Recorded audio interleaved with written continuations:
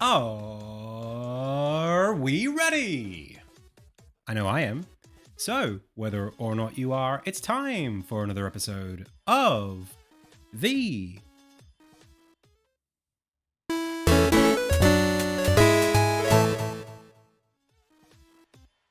Indie Tales Game Dev Livestream. Hey, my name is Adam. You are the Pixel Pals. I've already said the name of the show, so without further ado, it's time to go. Welcome everyone to the Tuesday edition of the stream. I've had a busy morning. Hopefully you've had a busy morning. Haven't been doing too much Insignia dev, but have been doing a lot of business development stuff. Just, you know, once you start up a company, you got to be an employee of your own company, then you got to pay yourself money. It's a lot more complicated than just being a sole trader. But that's something that I've had to learn how to do because if I'm going to be accepting grant funding or doing anything like that, maybe even hiring employees, you got to have a company. So that's kind of where I've been at. I also played a little bit of golf this morning, which was good. I think averaged better than my previous time at the driving range, but trying to dial in on that swing, you know, trying to really smack those balls. So I want to say a big welcome to everybody who's here in chat on YouTube and on Twitch. A big thank you to G-Berry for the most recent follow and James Warner for the most recent subscription. We had a huge donation of 150 subs from, I believe their name was Bitbender. I might have called them Bitblender yesterday, but Bitbender donated so much to the stream. And I wanted to sort of like reiterate how grateful I am that happened. So today we're going to be doing some more polish on the game. I'm just going to get straight into it. I'm not going to waste any time. We have a lot to do. So let's open up Sprite and let's get cracking, shall we? Today, we are working specifically on Armin's attack animations, and last stream and last night, I was working on this upswing. This is what we got so far. So not quite finished yet, but we got the swing, and then I got the head coming through on the way back, and then a fall. It's good. I think it's good. Pretty happy with like generally how it's coming along. And today, we're going to be working on this down thrust. Yeah. This was actually the first down thrust animation that I created, and I had replaced it with one that was more overhead, but I think this one just feels better, so I'm going to keep this one. Particularly if we go over here, for example, and you stab down, that feels like it's supposed to do that, you know? So that's kind of where we're at.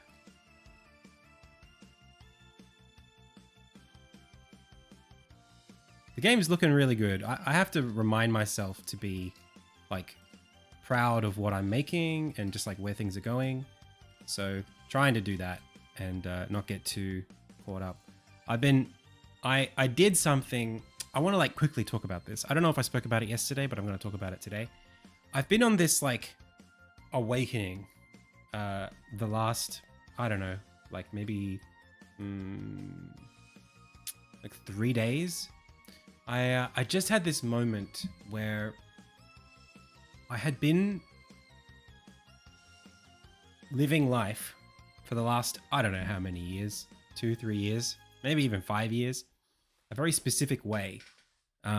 You know, I'd be tired when I woke up, and I would take like hours to get out of bed and start my day. And I kind of got to this place where I was thinking to myself, as long as I'm up by 10 a.m. and doing stuff around the house or doing some work, you know, that's okay. 10:30, 11 o'clock, that's an okay time to start the day. I start stream at 1, so as long as I'm working before lunch, that's okay. And that had happened over a very long period of time. That had sort of slipped into a norm that I had been okay with. And it's certainly not how I think about myself. Like, my value had never been for that to be okay, but it had operationally become okay. And I've always had issues with this specific problem, and it's not scheduling, it's not creating a to-do list. I've always been able to do those things, but it's converting things that I want to do in my life into things that are scheduled. That's I mean, you could call that scheduling, but like for some reason I just was really terrible at that thing, and I had become conscious of the fact that that thing that I was terrible at was the entry point for that was not to like put more energy into it. It was actually to just like outsmart myself. So I did this thing. I noticed that like two things. One is that like I found it really hard to use my calendar. And two, I wasn't aware of how much time I was spending on my phone. So I basically did this. I took like, I have like my screen time pinned to my phone, like one screen. It's like, that's the like home screen. And then like, I have my like screen time and then my calendar. But what I have now also is here I have my like things I want to do in my life this week. And then my actual schedule of when those things are due. And like, I'm making a habit of now like converting one list into the other. Like every night before I go to bed, I pick like 3 things that I want to do in the next day or two. And I put them in the calendar. And then I force myself to schedule those things at an uncomfortably early time. Like I make myself schedule those things for like 8 a.m. And then I just, this last week, like it's totally working. Like I can't believe how much time I have to like focus on work and get stuff done and like declutter my life. Like it's like, oh shit, like this was the thing. Like, because I do this thing where I find myself trying to remember all the things. You know that feeling? I don't know if you guys experience this, but that feeling of like, oh, I have to remember such and such. There's like it's like a feeling of urgency that something that you care about needs to be remembered or else you won't do it. That, I think I was living in a zone where that was like most of my life. Most of my things in my life were based on, oh, don't forget that. So-and-so's birthday coming up. Oh, don't forget that. It's Valentine's Day tomorrow. Don't forget that. It's Christmas or whatever. Like, you know, that was the way that I lived. And that's a stressful way to live. I'm not very good at that. But it's like, well, if I just force myself to queue things up, I don't get anxious about it anymore because I can just trust that it's in the calendar. And that the things that I want to get done, I can just put them in to make sure they get done. And then that's it. I don't have any more responsibility over it. And yeah, I've been feeling a lot better. So maybe I hope this is like a long-term thing. I hope this sticks. Because I want it to be this way indefinitely. I want to keep doing this. All right. Because I know that I have the passion. Like this all came about because let's introduce you.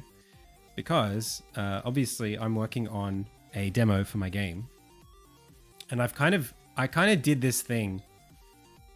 I pushed myself into the deep end this year because I deliberately did not take any contract jobs in the last 2 months, and I have no backup financially for the time being. Like the stream, the YouTube channel, everything until April and maybe even beyond a little bit is like, it's all gonna have to come from the income that I make in the game and my productivity, my ability to make the game and produce content. That's what's gonna be the difference between me succeeding and failing. So it's like I'm forcing myself to be more accountable. I'm forcing myself to be accountable. I have to be. I think that's a skill that I need, and this is my way of like making sure it happens. And the crazy thing is like it sort of came about in a conversation that I had with somebody, my wife's best friend. We were just chatting, the three of us, And it sort of dawned on me while we were talking about social anxiety and downtime outside of social anxiety. So like, they're both introverts, and sometimes I am too. This idea that like after being out, you have to go and be in your cocoon at home. You know, like you've been out, you've been socializing, you come home and you just have to like turn the lights off and be on your phone like a zombie for like an hour. That's something that they feel is like part of who they are. And I was thinking to myself, like, as part of that, like, I guess I do that a little bit, but also I think I do that specifically in the morning, and I do that I do it when I am afraid to context switch, when I'm afraid or like procrastinating about the responsibility of assigning myself a thing to do. But I still have to spend the whole day, full stop. I still have to spend every day alive. You know what I mean? I have 16 hours awake that I have that is just there, and I'm either going to spend it doing nothing and being on my phone, or like just being a zombie, like half asleep while I'm awake, or I can spend it doing things that I know I want to do. So I don't know, it seems dumb, but like, I guess I just decided I would spend more time. You know? Yeah, if you got a request, we can handle that today. Yo, I'm just gonna point this fan closer to my face because it's really hot.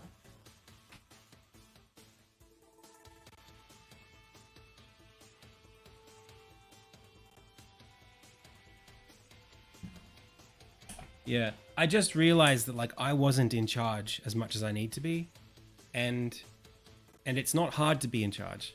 I'm already spending all of my time, all of my emotional energy thinking about my life and my work and all that stuff.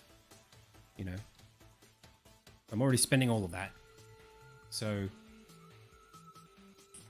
I'd rather just be doing the work while I'm spending time worrying about it, rather than not doing the work while spending the time worrying about it.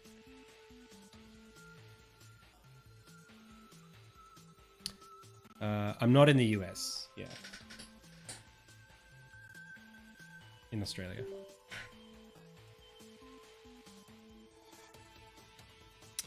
You know what? This is the thing. You know, on some level, I don't actually think I am an introvert. There's this weird thing where I don't actually get tired of working on this game. I don't. I like it. I enjoy it. I have motivation for it. What's hard is managing it. That's hard. You know, like my brain's only so big.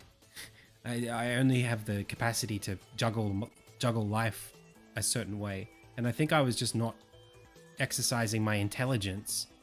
You know, it's like, make the technology work for you. So like, if I'm having trouble with scheduling, set up something that helps me schedule, you know? That's the idea. Like, I should be better at this. Not because I need to be better, but because I need to be smarter, you know? Just be more intelligent about how I employ these things to make my life easier for me. You know, because there's like the you in the moment, and then there was the you a day ago who could have made this moment easier for you. You know, that's the part of me that I'm trying to employ more. The me and the me that will be saving myself time in the future without putting too much effort in. That's the guy who I'm trying to engage more into. So let's do this animation. Boom. It's looking pretty good. I'm actually quite happy with the animation. Let's just, I guess, clean it up and get it out there. I don't want to spend too much time on it today. I'm just like... This is Director Adam being the boss today.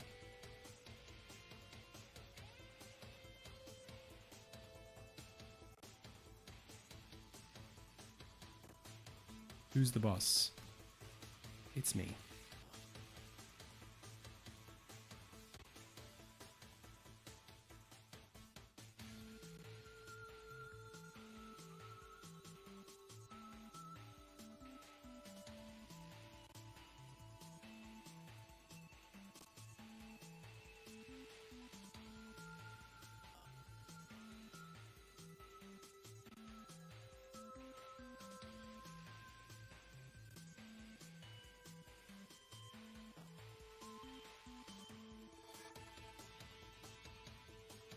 Who's that boss?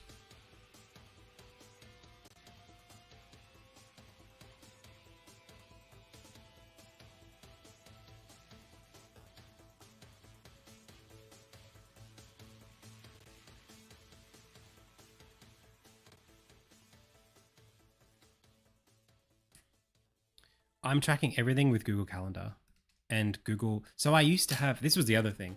I didn't have everything like consolidated and like connected very well. So I had like, for a long time I had Choir, and then I had Microsoft To Do, and then I also had Google Keep for a bunch of notes and stuff. And then I also had Figma.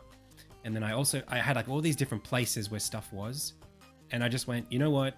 I have an Android phone. Google works with it. Even if I don't like the Google ecosystem for this stuff, it's just going to be easier if I use Google Tasks and Google Calendar and just do everything through there. So that's what I do. Everything is just through Tasks and Calendar. And then I actually do have a way of getting like a Trello-ish board. Not that I use it for Kanban, but I can acknowledge that it looks like Trello. Task board is a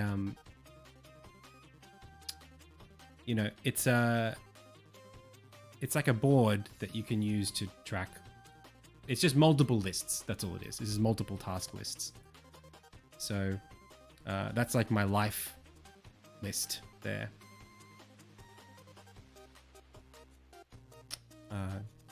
I don't really like Kanban.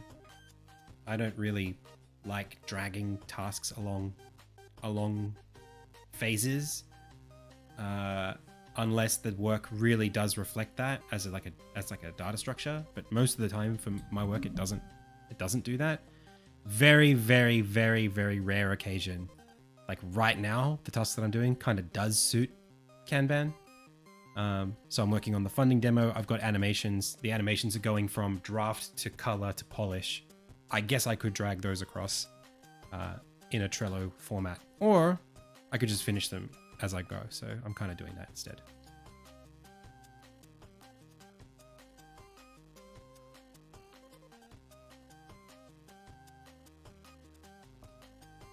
I think the model of Kanban is like, I think it's, and this is like part of what we're talking about. I think it's so easy to get lost in the methods and not really be conscious of like processes are great, but you have to be employing them. It's like tools, you know, the right tool has to be used for the right job. And just being like, hammers are great, I should just use a hammer for everything. It's like, yeah, but did you need a hammer this time?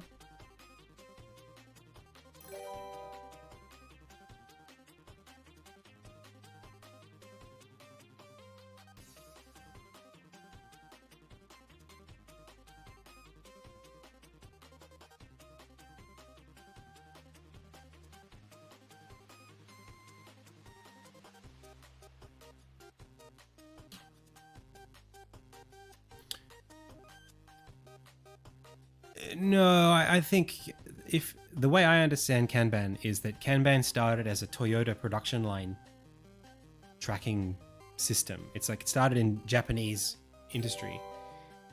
So like they would have like parts of the car, and the parts would go along the different phases of production. And so all of the swim lanes in Kanban, it's about tracking flow of tasks horizontally across the different states.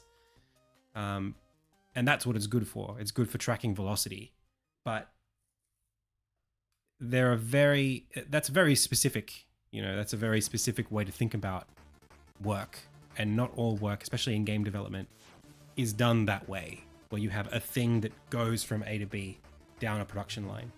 Instead, it's more like a scattershot of stuff that needs to be done in a specific order, and you can disentangle it to get a list of things that works a specific way. But the like, particularly when it's solo game dev, it doesn't really matter where the task lives on the board. It's just like, what you really care about is just dependency chains, more so than velocity. It's like, it's not because in a team, it makes sense that like I do my thing, I pass it on to you. And as long as we've all got a reasonable amount of work to do at any one time and no one's just twiddling their thumbs, then we know that the system is working. But when it's solo, it's more like, what do I need to work on right now that will save me time when I get to some other task, such that I don't have to do that task twice because I didn't have what I needed when I got to it. You know, that's, to me, that feels like the more relevant problem. Like, what order should things be done in? Way more than like what state is everything at and how fast is it moving.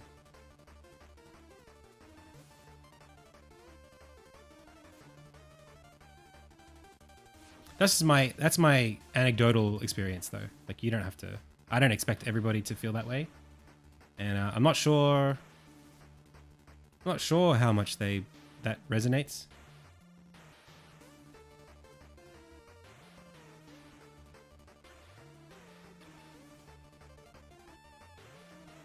How many animations do I have left for the demo? I would say like, how many animations do I have left? I wrote down that I had 6, I think, originally. Once I do the down stab, I've got 3 major ones, and then a bit of polish on 4 others or 3 others. So it's like maybe 5 if I wanted to like knock everything out. I probably won't do 5, but I'll at least do the next 3.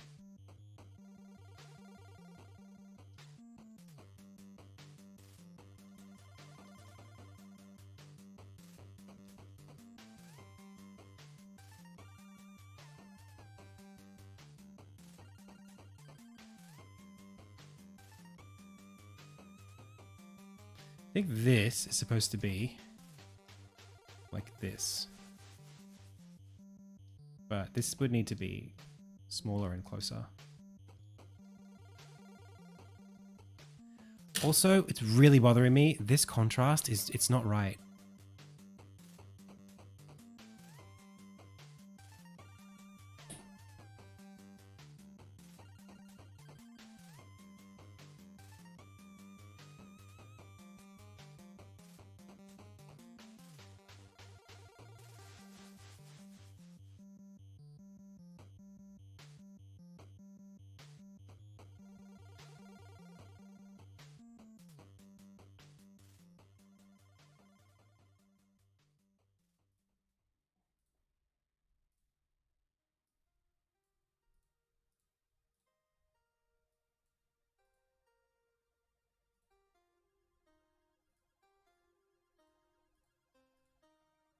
I mean, that's better.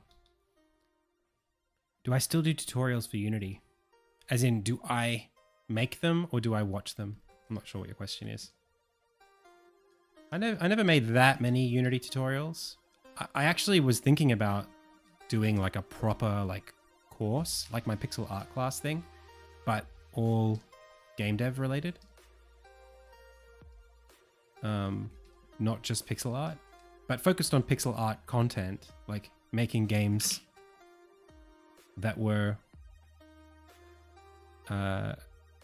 making games that are like pixel art in Unity, but more to do with the systems rather than just the art.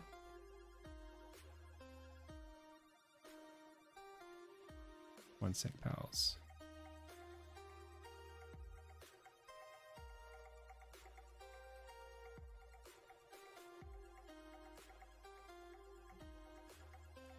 Cool. So, 1.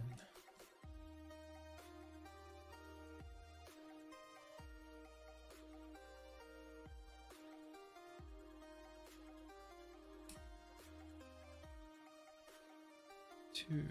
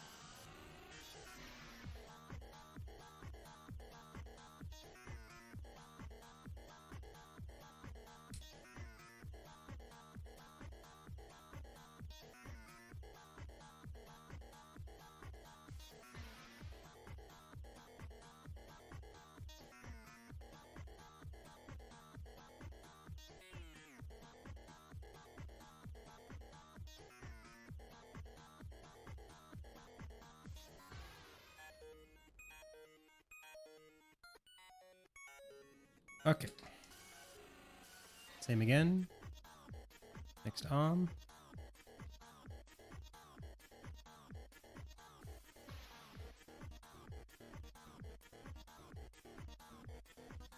This is nuts. The proportions on this make no sense. But sometimes you just gotta YOLO it. Sometimes you just gotta do it for the plot, you know, pals?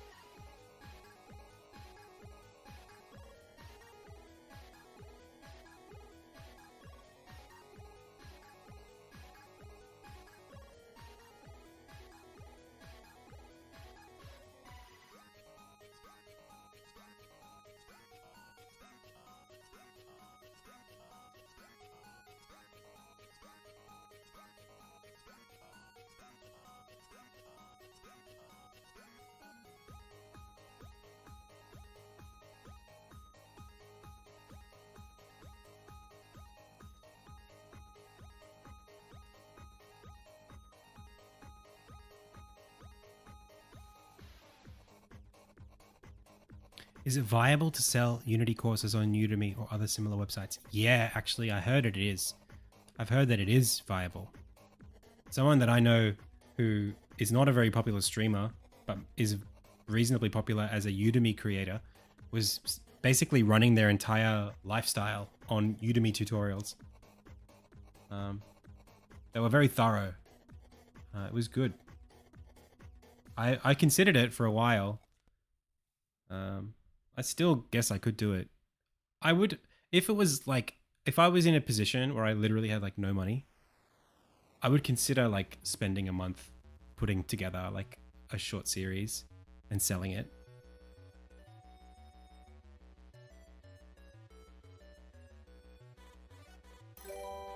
Hey, Buckington. Yeah. I mean, for me, the things that I would find such an easy time expressing to you guys, putting together on, even on YouTube, just for free, like the content that would be just like slam dunk, easy peasy content, is like giving you like starter templates as tutorials for game genres. So like, let's make a platformer for pixel art. Let's make a pixel art platformer. I'll take you through the state machine. I'll take you through the animator. I'll take you through, you know, the character controller specifically and setting up colliders. And then you're on your way. Go make the game that you want to make. Or let's make an isometric game. Okay, I'll teach you grid movement. I'll teach you A-star. I'll teach you like, you know, taking turns and sorting order on the tile set. I'll teach you map editing. Okay, you're on your way. Go make your RPG. Stuff like that. So easy. So easy.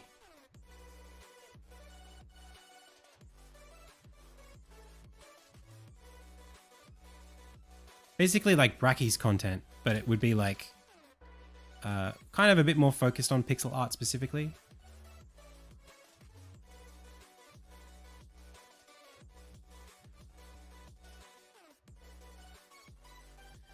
But the thing is, like, it's always been the case that like I'm so busy making Insignia that like I can't really, the time that it would take to put that stuff together, you basically get two options. You get me doing it on a weekend on the fly, just like setting up the camera and just going, okay, we're just going to make a thing. Let's see how we go. And then editing it so that I only teach you the good parts. There's that kind of content, which I can do. And I've always done that kind of content. That's been all of my YouTube content is like that. Or you get the, I write the script, I make up the visuals beforehand, then we sit down and then I record it and I edit it and I do post-production. And then like, I've never really produced that kind of video, but that's what I would think you would want to see. That's what brackies would do. That's that content. It's like more high fidelity, and it's shorter. It's tighter. It's like maybe the same video explaining the same concepts would be half as long if it had like a really, really consistent and concise script, and if a lot of the visual communication was done with like After Effects stuff. You know what I mean? Like carefully edited, that kind of thing. I don't have the means to do that. I can't produce that right now. I would do it, but I just don't have the what do you call it? The time, basically. I don't have the time to spend those kinds of resources putting together that kind of stuff.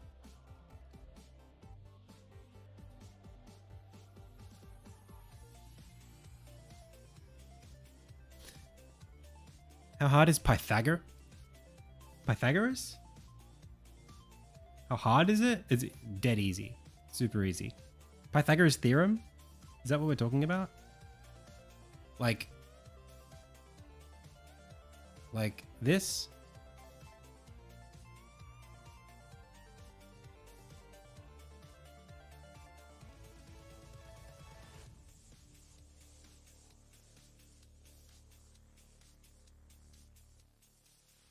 There you go. That's it.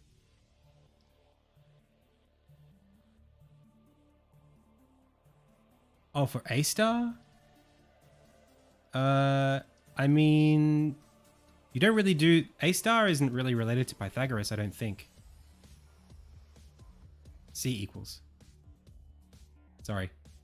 Sorry. I did the C squared and yep. C equals, not C squared. Sorry. I did that from memory, not from logic. I just went on autopilot. But yes, C equals, that's good. If I left it at that, that would have been correct, right?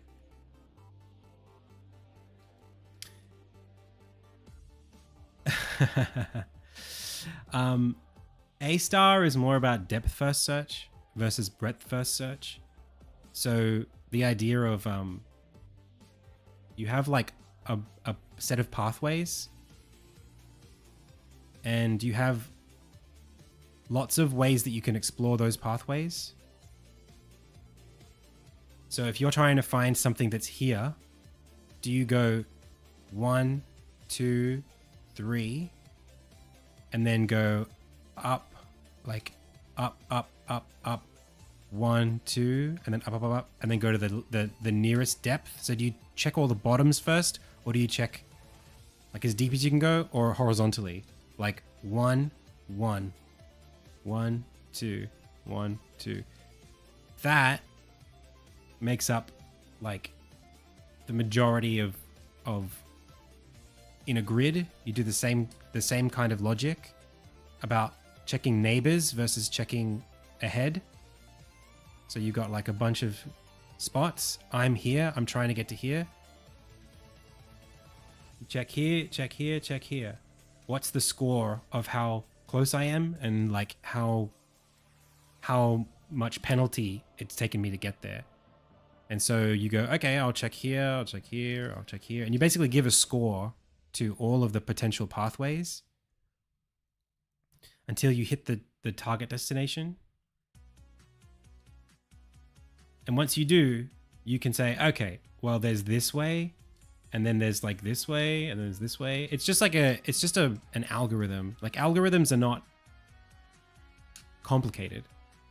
Logically, they're quite straightforward. It's more just the programming. But even the programming is pretty straightforward. I don't know Alex Dev. No, I never heard of them.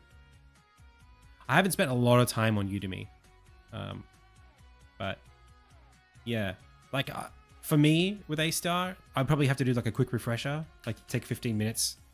There's a YouTube channel called Red Blob Games that explains this stuff amazingly with blogs. So this is A-star working. There you go. Right, you can see which things it hits first. This is just breadth first search, sorry.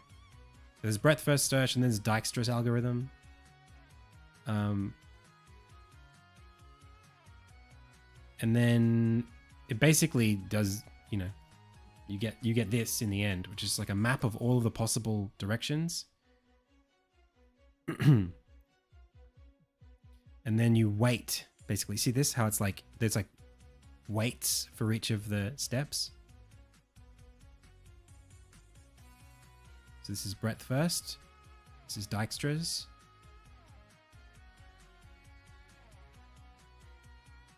And then you got greedy best first search. So best first is like, just pick the direction closest to where I think I need to go. This is this. It's a great website. Yeah, it's incredible. But then there's issues with this. So if you try to use heuristics, they will perform worse in some instances and better in others. And then there's A star, and that gives you like basically the best version of this. So literally, like, you can just employ this. Like, if you just like write, there's like a companion guide for how to set up A star in C#. Literally, that's it. You just copy this code, and now you have A star. Like, that's the whole thing, you know. And for the most part, like, you could rewrite this if you wanted, but it's here, you know. It's correct. So it's just about whether or not you want to use these same exact data structures, or if you want to figure it out yourself or whatever. But for the most part, you're not going to write something that's functionally different from this. It's like baking a cake, and like the recipe calls for XYZ. You're going to do XYZ because that's what the recipe said to do, you know? So yeah, it's totally that kind of stuff it's easy to explain, you know, if you've done it before.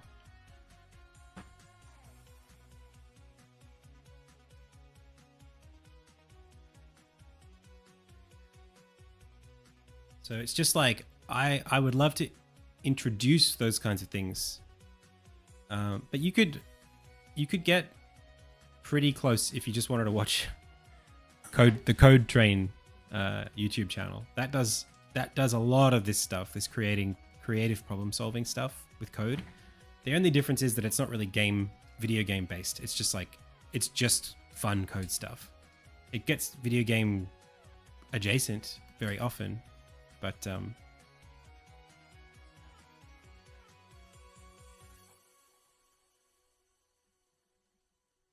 so this needs to be a bit more, these arms need to kind of be parallel, I think.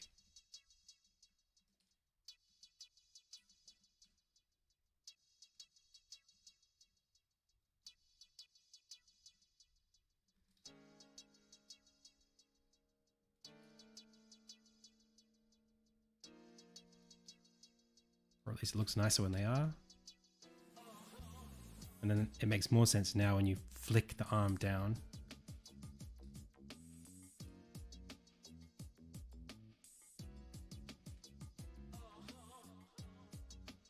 This track sucks. No, thank you. That's better.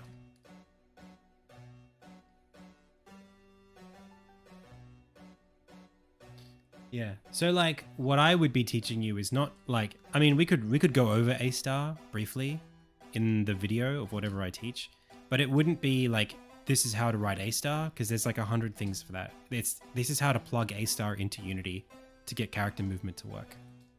You know, it would be that kind of stuff. Like, it's not about reinventing the wheel.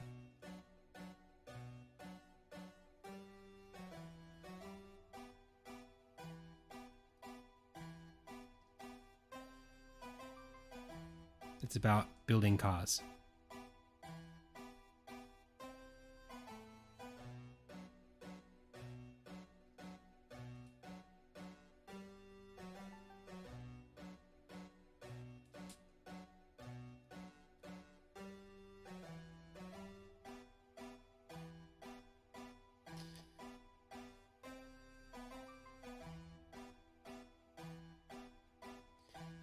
But I would like to do that kind of content justice. That's the only thing. I don't really want to half bake it.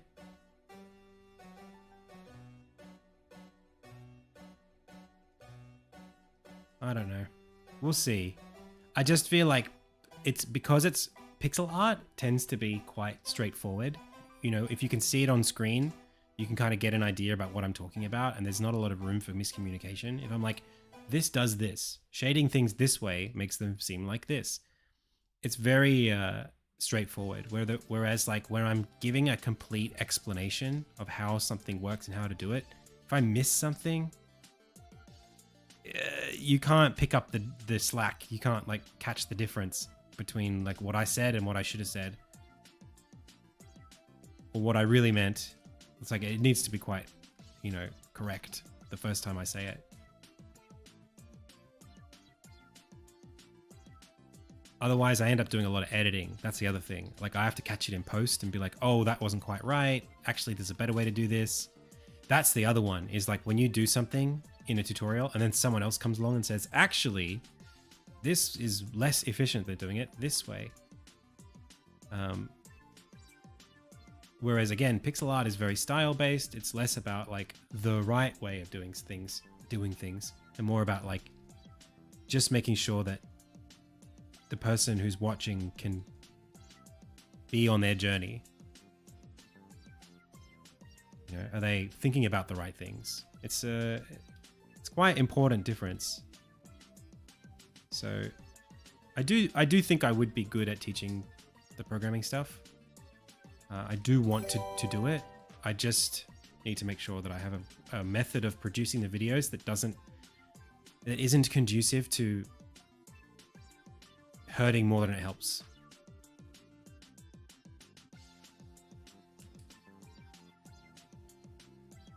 Hey, Buckington. Thank you so much.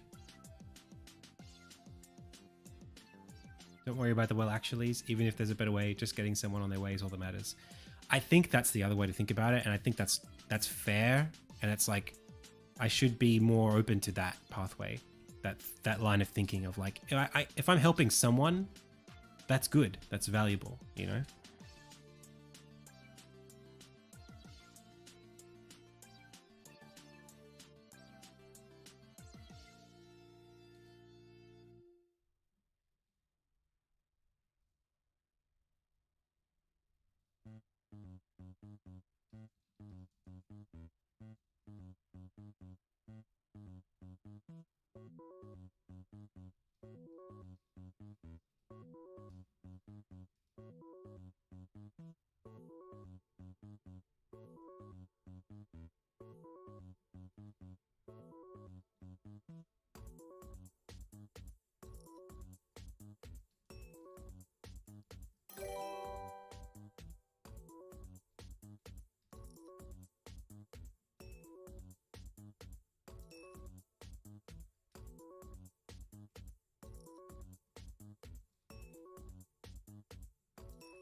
Very good progress, thank you. It's coming along.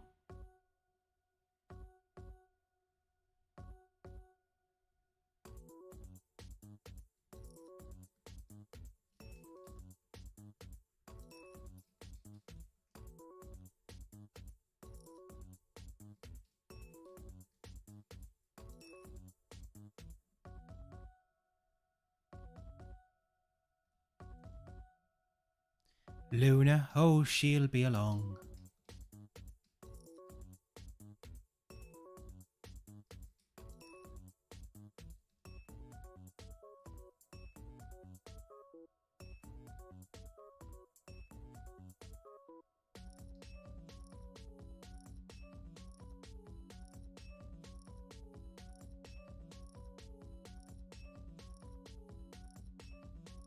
See ya. See ya, Ark.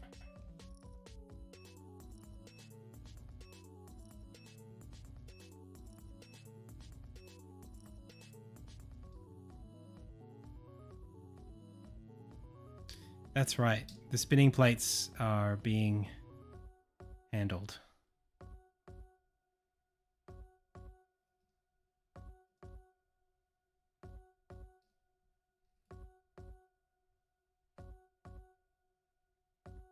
I feel much better today than yesterday about that particular topic.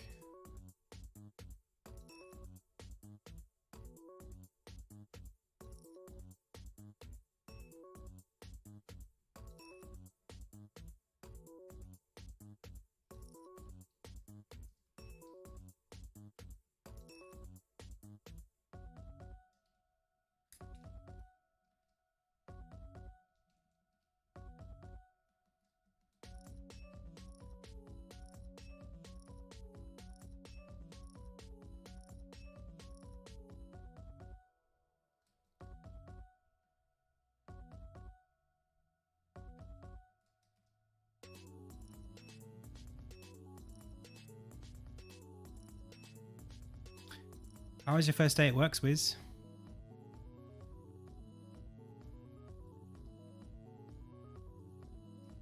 You must have been very tired.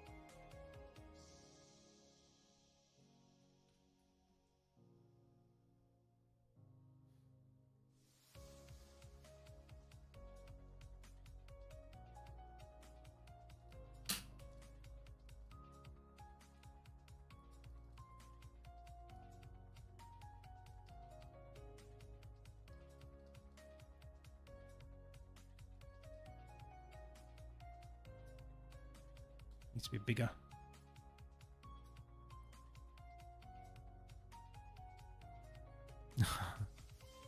Oh, that's so good. I'm glad to hear.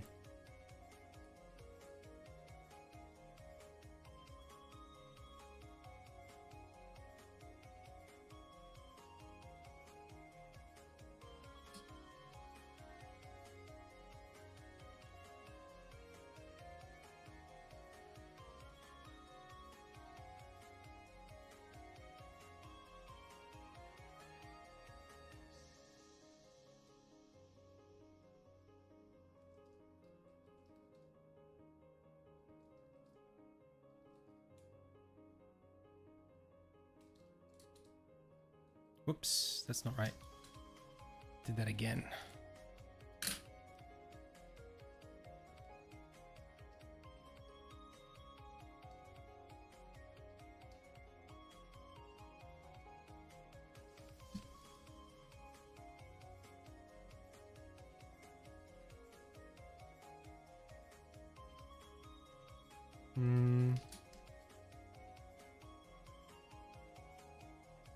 That could be a lot deeper.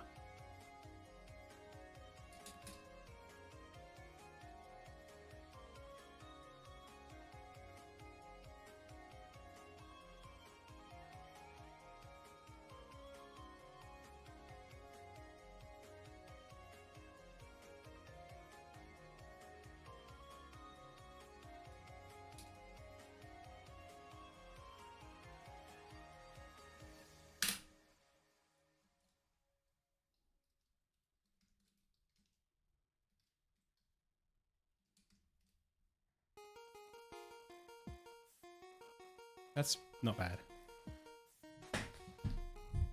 Retail therapy last night? We didn't do any retail therapy last night, unfortunately. What did we do? I can't even remember what we did. Do you mean for food? Retail therapy. What did I do last night? I literally can't remember my night. I think we were just at home. We just ate staple food. We ate eggs and rice. We saved money. That good, huh? Oh yeah. It was the most boring possible night that you could imagine. But I watched a movie and she did some work and, you know.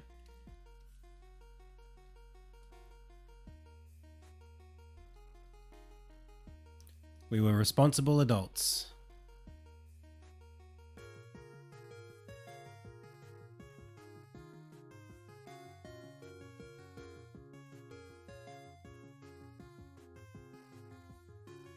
Responsibilities were maintained.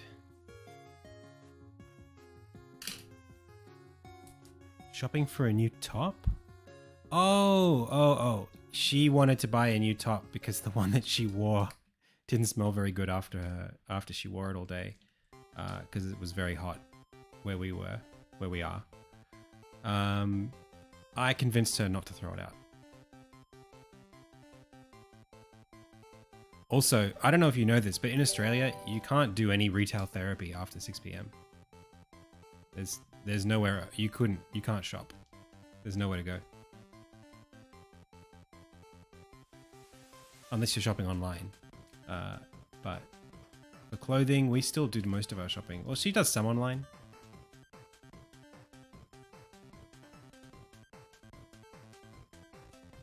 David Jones, open till 7. Yeah, everything shuts.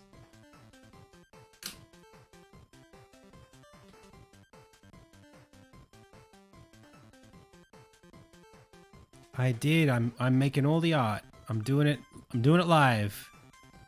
You're watching it happen.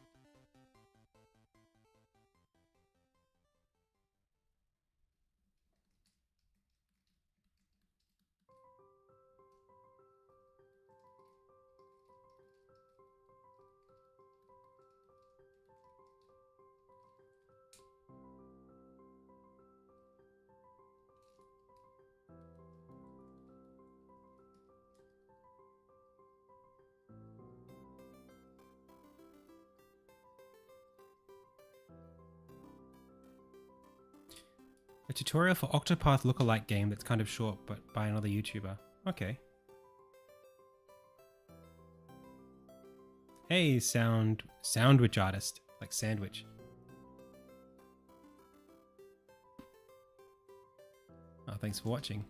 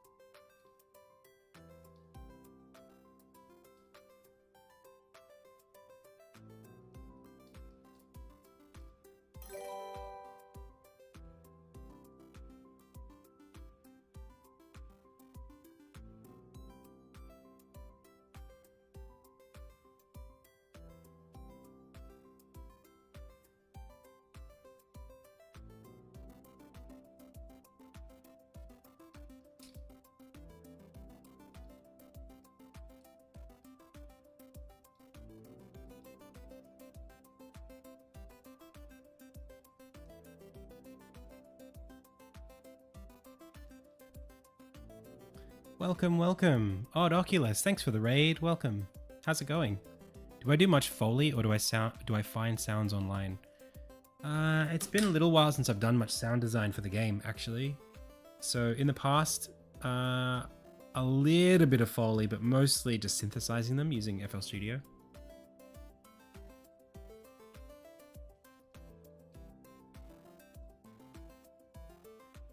I think this knee could be higher.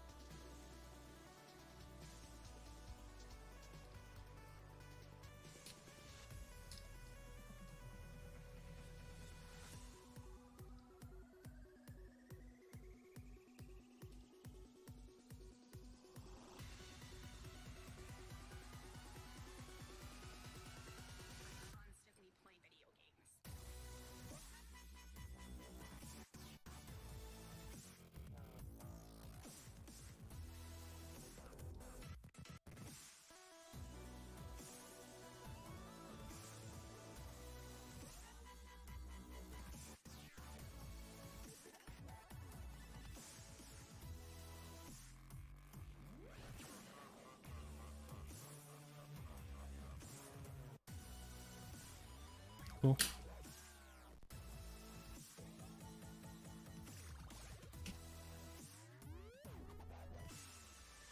Drawing anatomy feels really awkward and every drawing attempt seems wrong.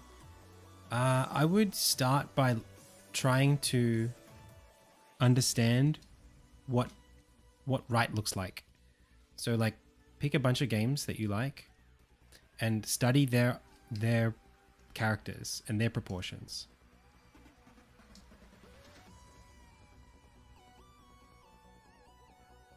I think if you start from scratch and you just sort of guess your way through, it's going to take a lot longer.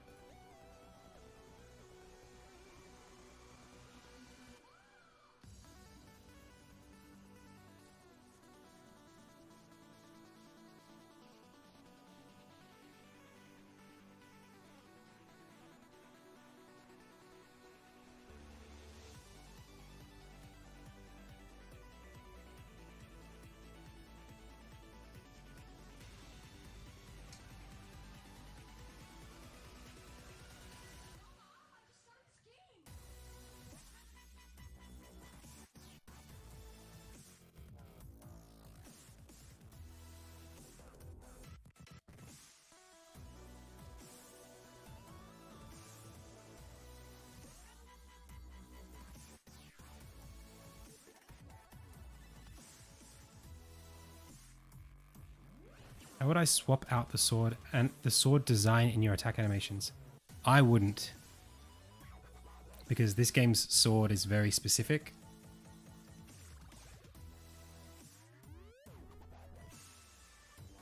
But if I was to swap it out, I wouldn't draw it in the first place. What I would do is I would have my character just doing the motion, and then I would have a sword sprite that I could substitute out.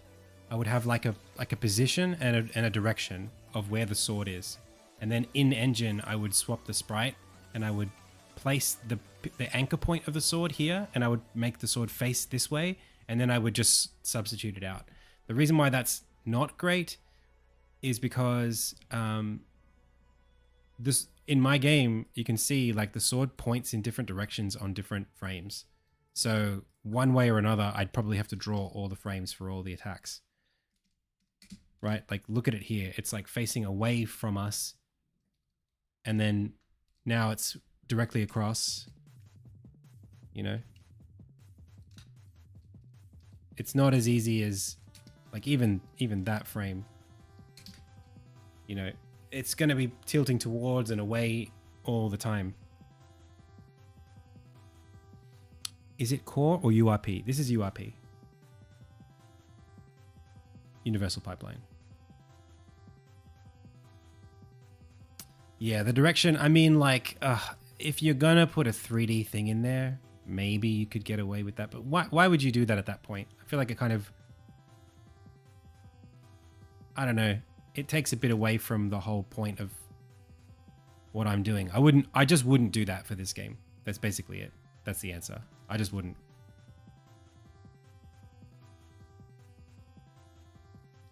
If you want to make a game with procedural stuff, like make it 3D. It's way, way, way easier to replace objects in a 3D game. You're just going to make yourself... I think there's this thing where people pick pixel art because they think it's easy. But then, like, if you're going to do that, don't then make it hard for yourself by forcing everything to be procedural, you know? Like, use the advantages of the art style that you're working within.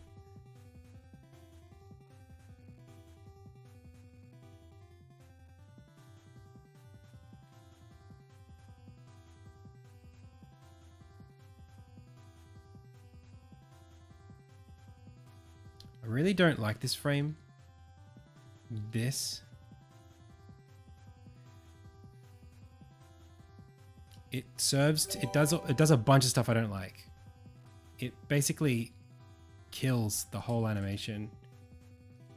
But at the same time, I still need there to be a frame here.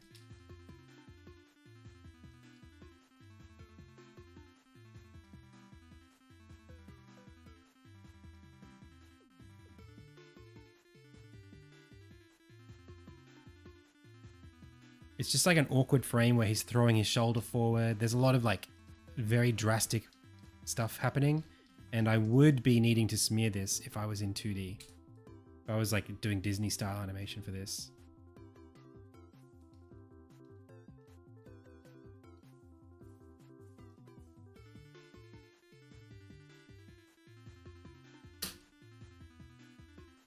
Let's check that.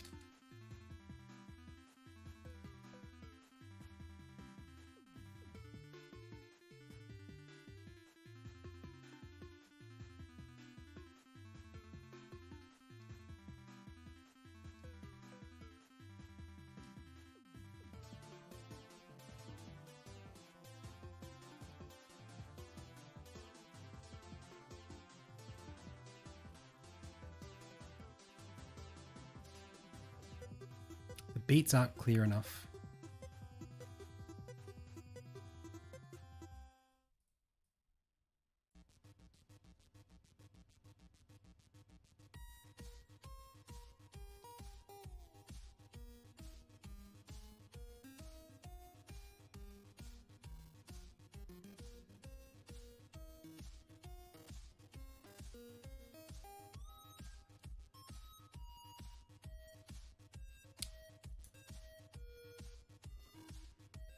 What are the advantages of doing pixel art?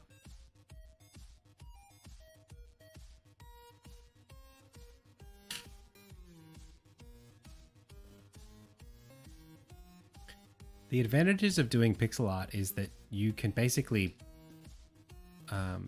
get a start on what you're doing super duper early. You don't need to go through the whole modeling and rigging pipeline. You can make, obviously your game can be a lot more abstract. That's basically what it is.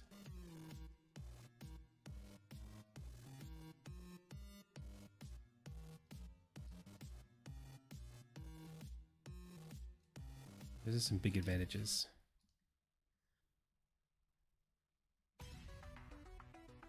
You basically go from nothing to something very quickly. 3D requires like a fair bit of know-how.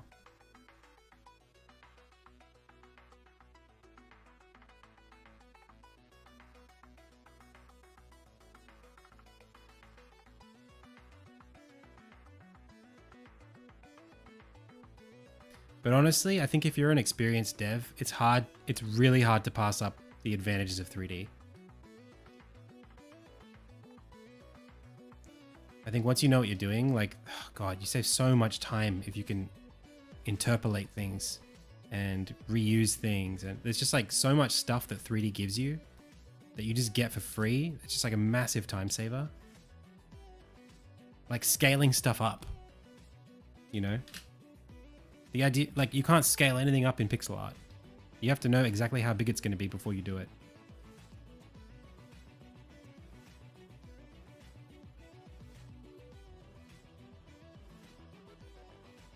You can take a 3D model and go, I want this to be 20% bigger, and just go, now it's bigger.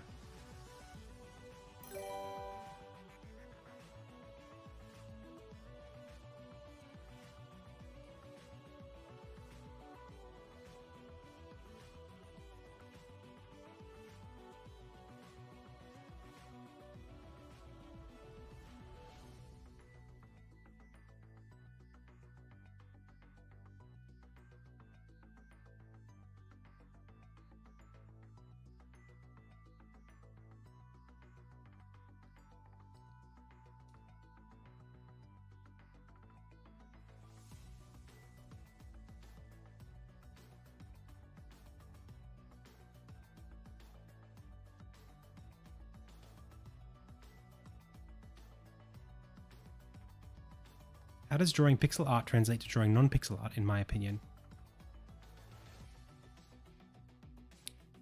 You can't understand what I changed to make it read so much better. Okay, this is what I did. My frames before looked like this. The distribution of the frames over time. So this is like time 0, time 1. Previously, it was like this.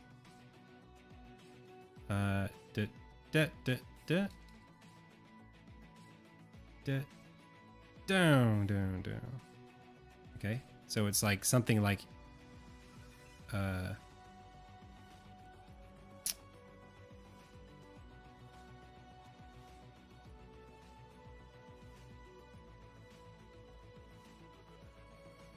it's a 2-stage animation. So there's like a little bit of movement at the beginning to like set us up, and then a bit of a pause, and then a drastic amount of animation that then sort of tapers away. So this is like change over time. This up here is change. Okay. All I did was squeeze this in further. I just separated this moment.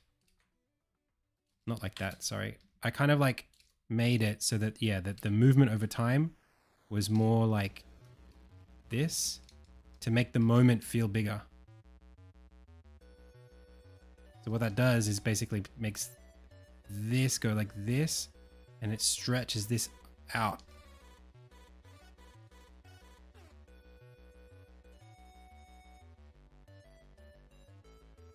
Like I made it more like 2 beats rather than something smooth. You know, before it was kind of like that, and I made it more like that. Does that make sense? Another way to think about it would be like position over time. You know, what this is supposed to do is go, it's basically an ease in out curve, right? So it starts slow, go fast in the middle, end slow. And I basically took this like handle and I pulled it out this way. And I took this handle and pushed it out that way. And what you end up with is something that feels more like this.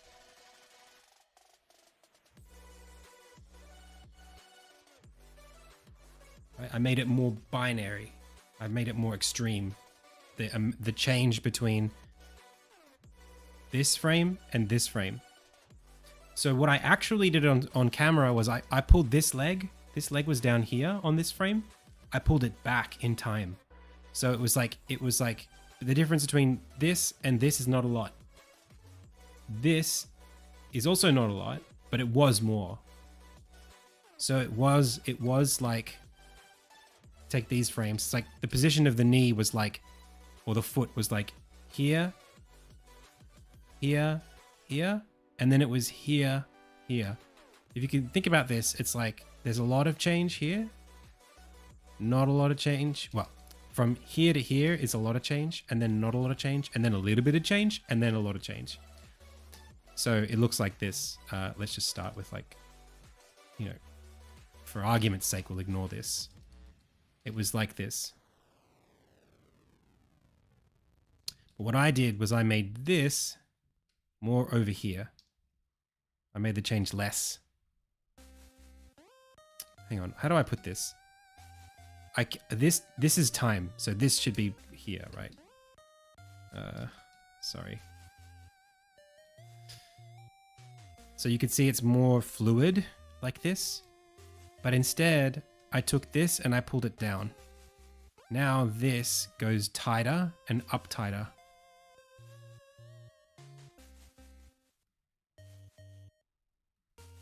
So it's kind of like what this is, right? I'm like letting it rest a little more. It's the hesitation. Is there an ideal hesitation? Like 20%, 10%? I do it by feel. What I really do when I'm actually animating this, I have this sense of, well, I'll explain this for the purpose of what I'm doing. I'm making a game with melee combat, okay? It's an action game. So I'm thinking about the player's reaction time, I'm thinking about the enemy attacks, and I'm thinking about how long from when I press the button till the hitbox comes out. Okay, you can notice a difference. This is a normal attack, right? You just press the attack button to do this. Normal attack, comes out very quick. It's a 3-hit combo. I'm just pressing the attack button over and over again.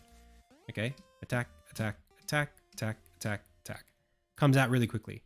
These are directional attacks. These attacks, the next ones, they parry enemy attacks that are coming from the opposite direction. So up, down, forward, back, well, back. So they all have a pause by design because they're more costly. I want them to feel like you have to read the attack and respond, and that takes a little bit, and I want it to feel like it's got more like weight or cost or heft to it. So by design, the first 3 or 4 frames are always going to be longer before the hitbox comes out. Whereas with the normal attack, I'm coming out on like frame 3 or frame 2. So that's the first thing. I need there to be 2 beats, bow, rather than bow, bow, bow. So I need those anticipation frames for balance reasons, not for animation reasons. I could make this go as fast or as slow as I want. But since I've decided that I want 2 beats, get down, rather than get down, I need to basically make them, well, I want them to feel more powerful anyway. So I'm using that time to create that suspense. And the way that I think about it is, well, you need the first few frames to get into the position, and the next like the because they're directional attacks, right? This down stab, in order to stab down, you need to start up high. So the first few frames are like getting you into the place where you're spring loaded to go in the next direction. So in this case, you have to get right up to get down. That's how kinematics work, or kinematics? That's how physics works, right? You need, your muscles are like springs or like levers, and in order to create the potential energy, you need to, you know, get them into one space so that they have a lot of range to then extend into the next space. Like a punch, you have to wind up before you can punch. If you start here, you can't really punch much, right? You have to go back before you can go forward.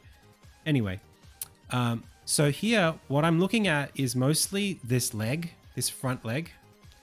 As it goes, it's like, in order to do the stab, if you think about standing still, you want to stab down at something, you're basically going to step forward as you do it.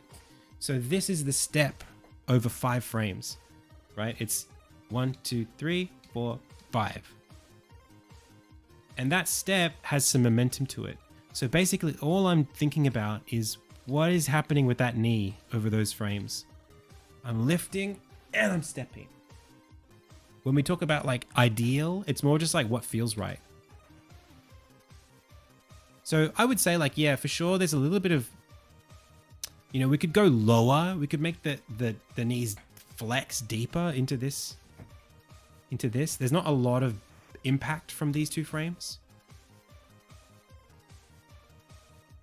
So we could shove the whole body forward so that the next frame is a spring back.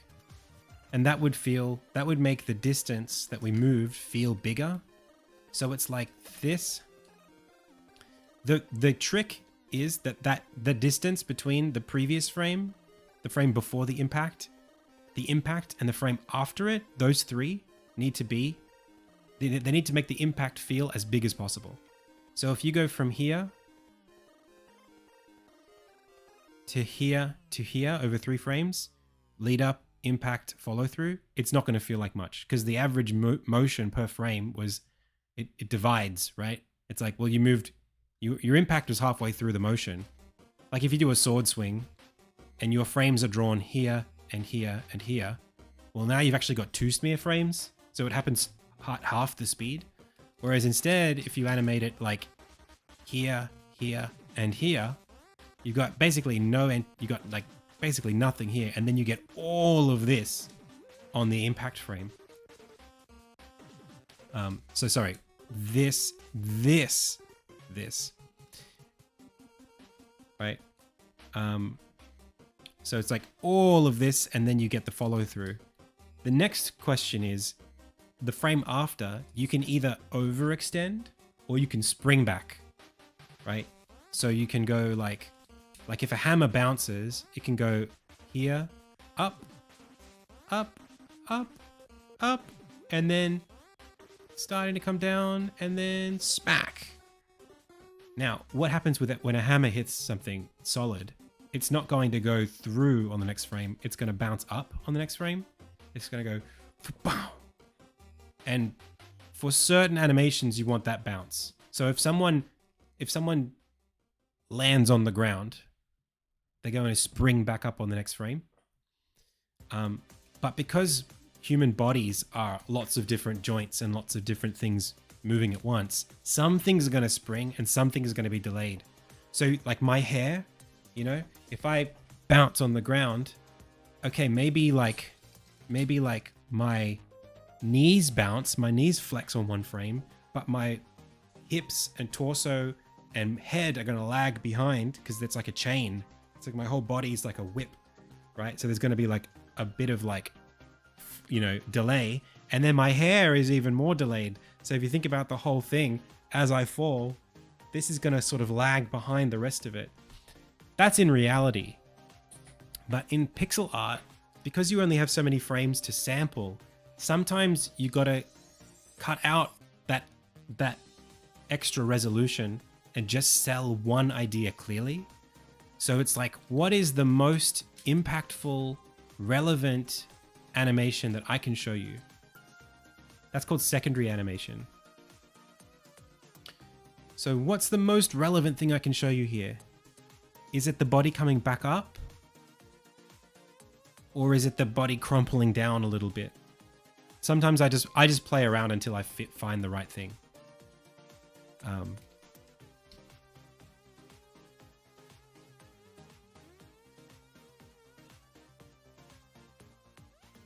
So here, like maybe this could be more like this. And maybe that gives us a bit more license to flex the knee on the next frame.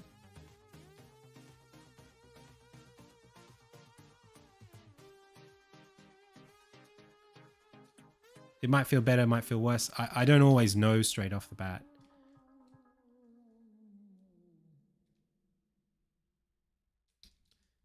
It's actually not this. It's this into that. So it's the other way around. This is, I always get into these positions where I'm like, which one do I overextend on the frame, on the impact frame or the frame after? But then this, I feel like in order to get this frame, the whole body needs to, all of this needs to go forward.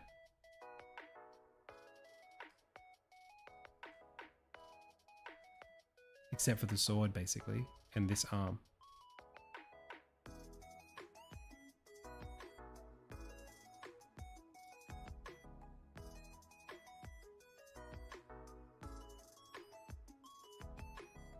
Like all of this needs to be here. For this leg to flex and still be here.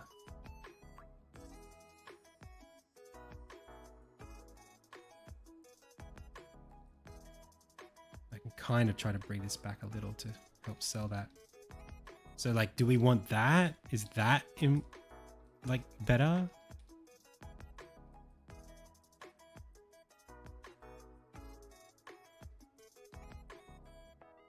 Or the other way to think about it is to go 3D. Maybe this frame we buckle back this way into the background. Right? The leg pivots and rotates, and now it's facing down. Right? Like the knee has gone dun, dun, you know? You can sort of see what I'm doing here.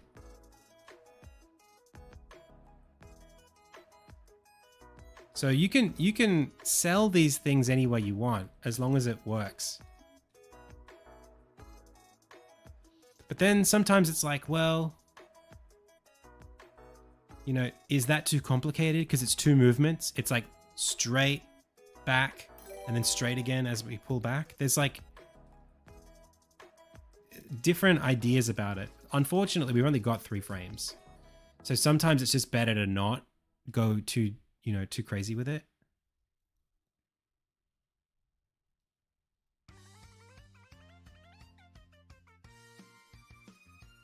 Yeah.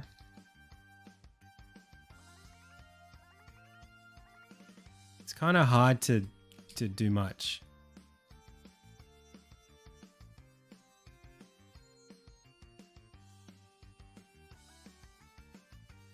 I could bring this forward.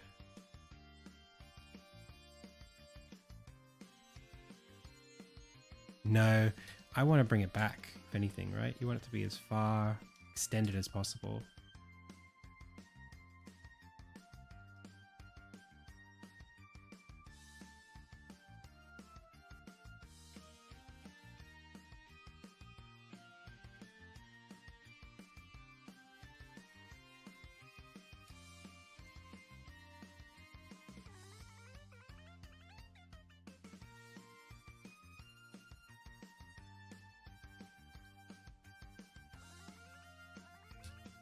Maybe we even plant this in the ground a bit more.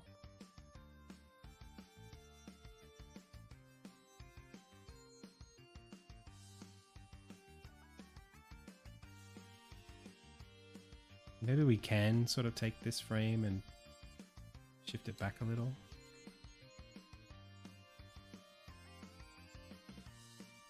And this one maybe.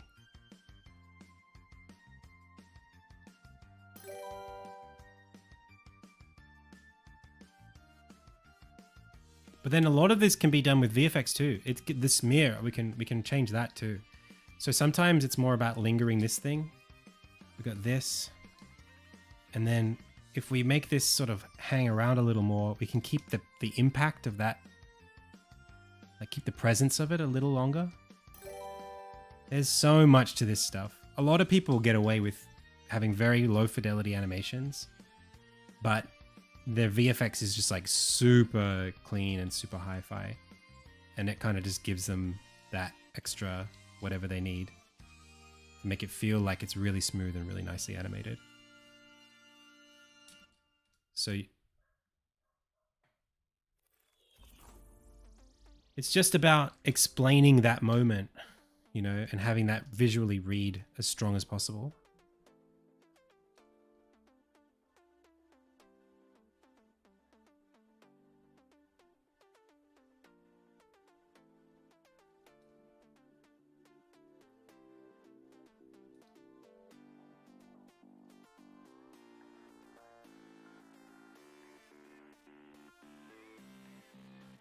I don't really do stabs that often though. So for me, it's even a little bit of a novelty. It's still a little bit like, oh, I'm figuring it out as I go.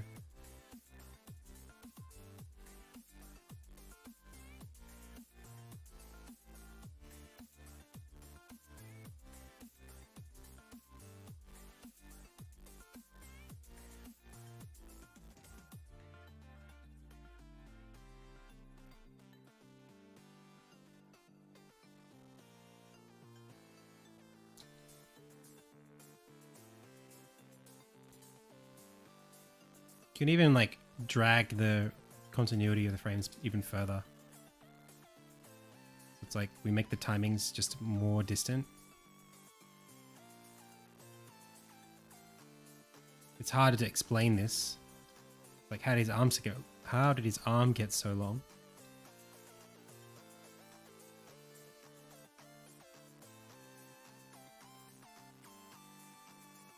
So then here, what I'm doing is I'm saying, okay, we went 1, 2, 2, 3. It's like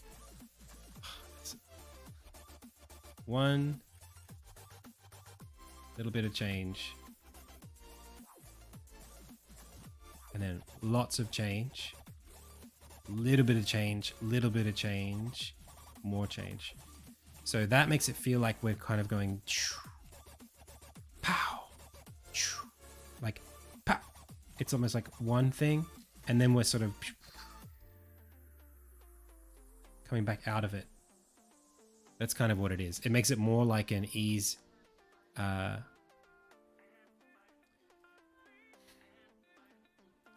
you kind of want, whatever it is, the idea of continuity with the animation is really important. So like, I'm thinking about this as 3 beats. It's like 1, that's like the initial movement to get into position. Then it's the big impact frame, which just happens immediately and instantly. And then there's the recovery, which in this case is going to feel like 1, 2, 3, 4. So you can see I've got like 1, 2, 3. And here it's like, you can see how slow this feels here. It's like fast, slower, slower. And then bang. And then it's slow, slow, faster, faster. Well, this jump's quite big. So maybe in this case, what I should be doing is making this further down, make him lean over a bit more. Which actually does solve the anatomical issue of him leaning over.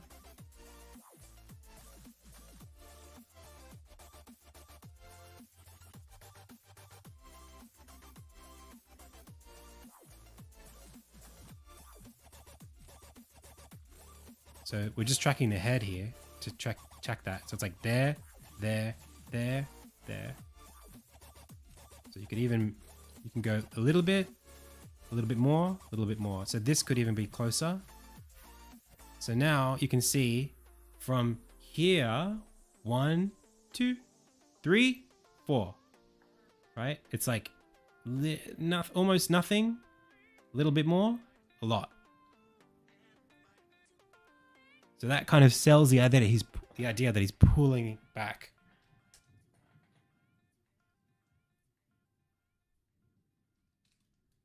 It's little things like that. It's just like trying to create motion, continuity between specific elements and then having those elements be consistent. And doing that for all of the bits, you know.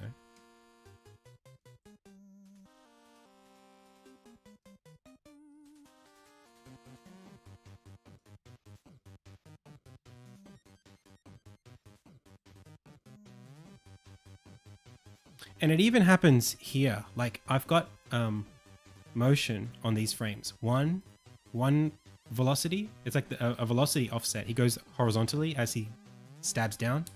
1, 2, 1. I could make that 3 on this frame if I wanted to. You know what I mean?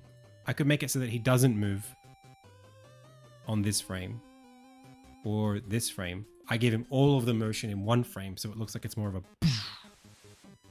you know? And actually he steps back. So in fact, it should be like, maybe let's call it 3 on this frame.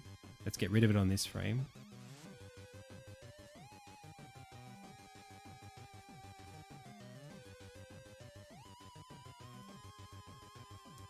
Let's add a velocity on this frame that's like negative 0.5. And then on this frame, negative 1.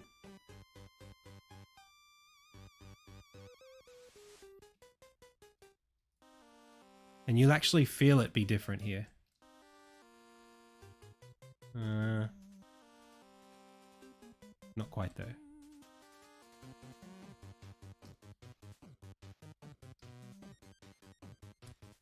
Make it a little bit better. I guess the 1 would be like here.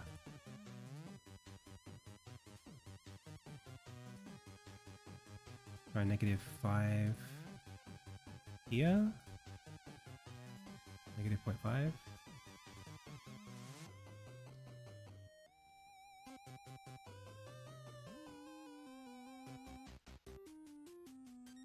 It's a little too early, I think. I think that 0.5 probably doesn't help us as much as we hoped that it would. It's kind of more on this. Yeah, this one here can be 0.5.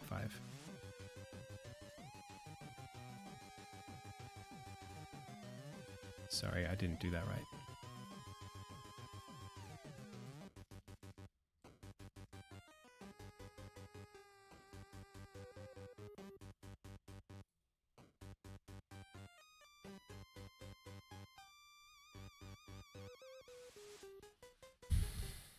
Hey, how's it going, Raven? Thank you so much.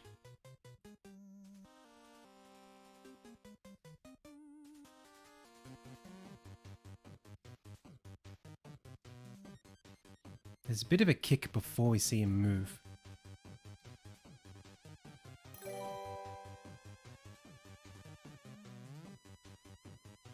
You seeing that? It might be, they might be being applied a little bit.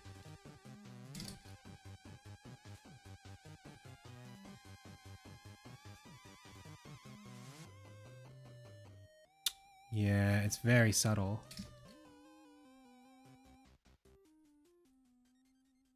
You see that? The switch happened just a little bit. The frame swapped, but the physics didn't really catch up for another couple of frames. That's just my system, which is not perfect.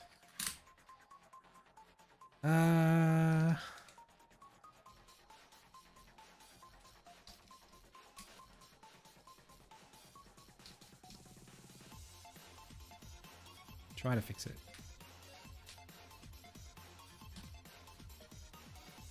So we want to go to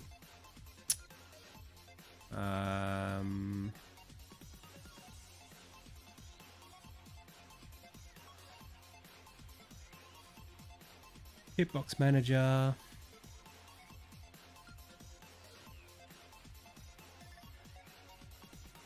Frame Property Handler.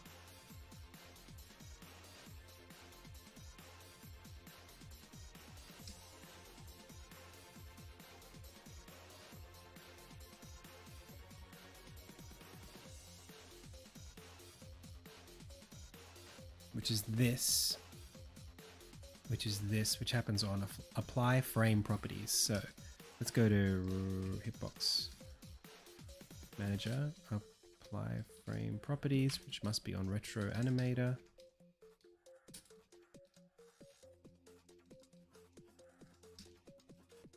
Apply properties happens when? On set frame. I mean, that's pretty soon. I think that's the second, but the instant that we actually change the image.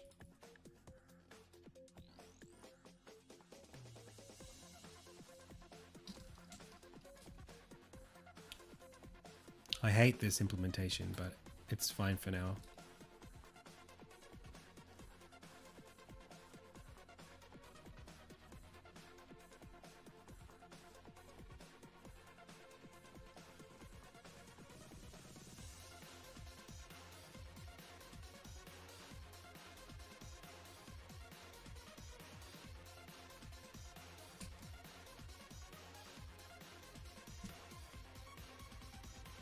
Let's see it.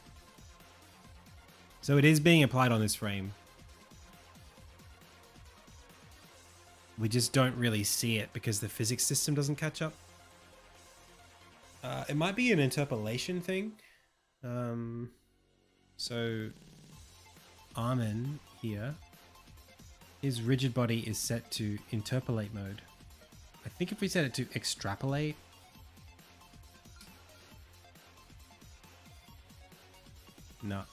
no difference. Okay, I'll keep it on interpolate.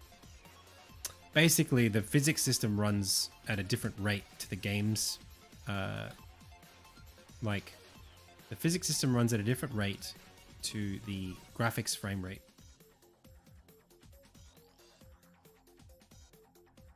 So, unfortunately, what that means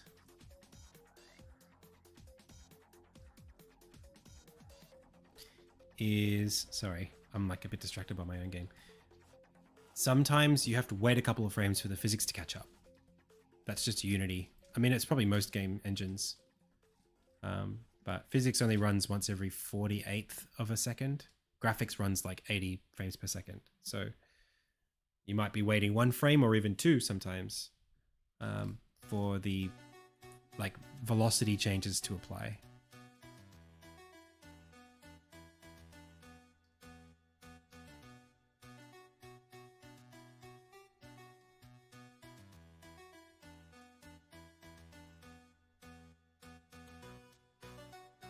I think the VFX kind of slowed us down a little bit. I don't think that was a good move.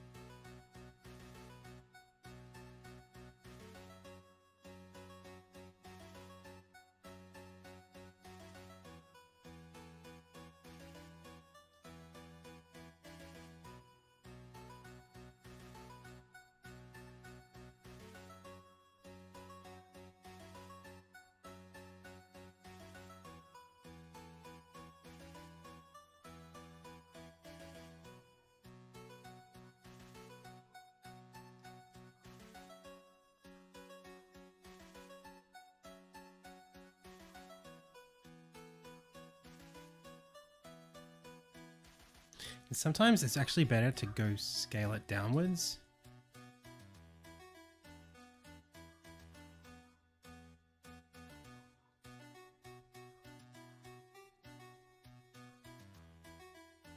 Not in this case.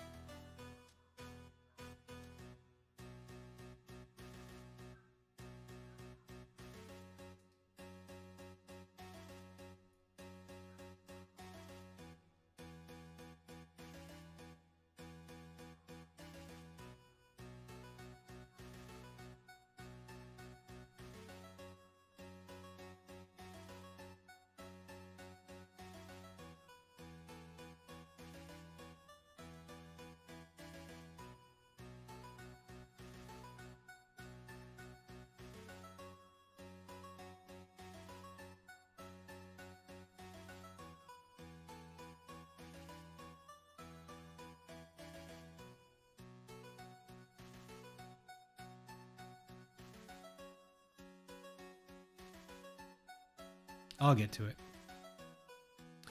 I'll fix it eventually. But let's keep working on the shadow for now.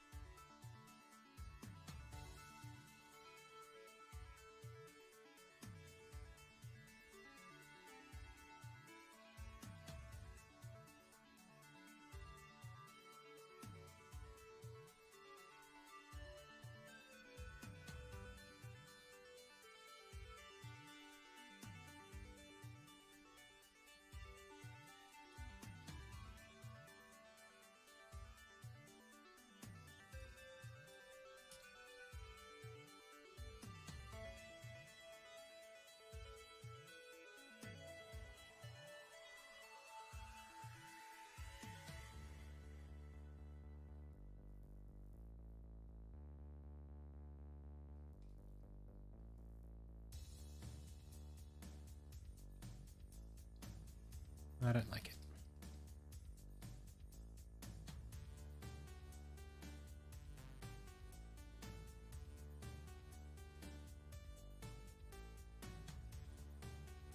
I'll just keep it bare.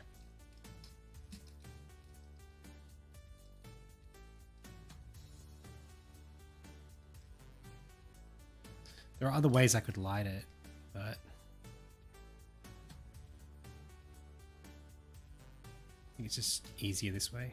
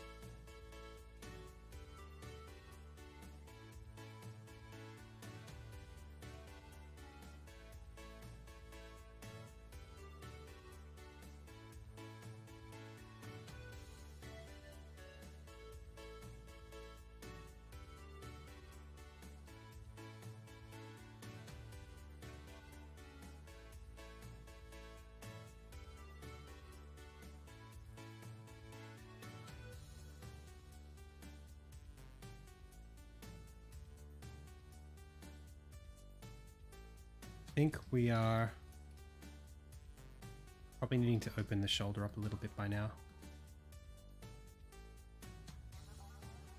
Wanting to see almost like his chest a little bit.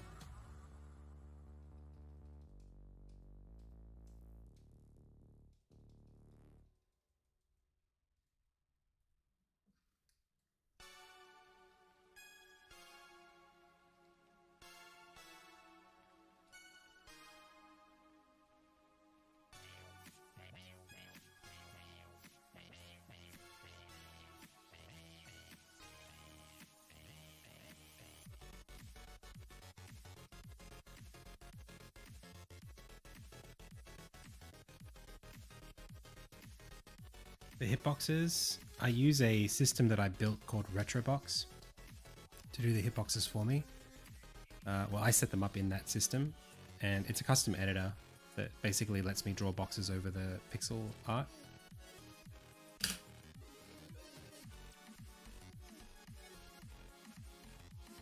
So this system here,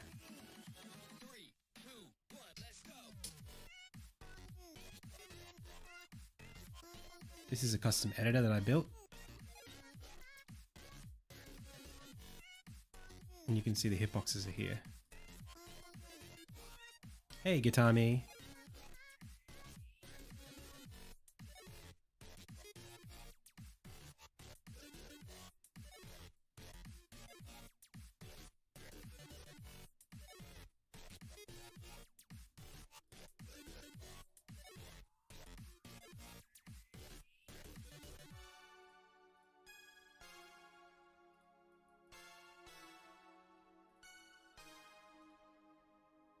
Thanks.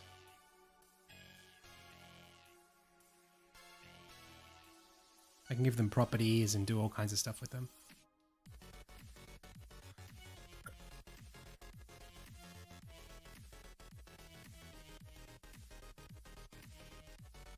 The backwards suck back is a bit weird.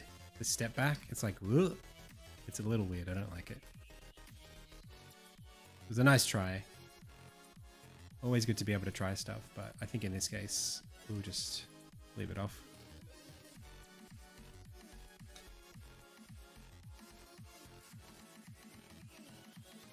Can I take a look, Otter Sensei? Do you have channel points to redeem? Oh, you do? Yeah, sure. Do I do animation? That's what I'm doing.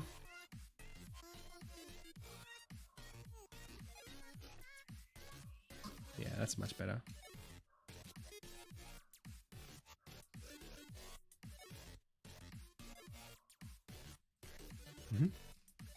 That's good.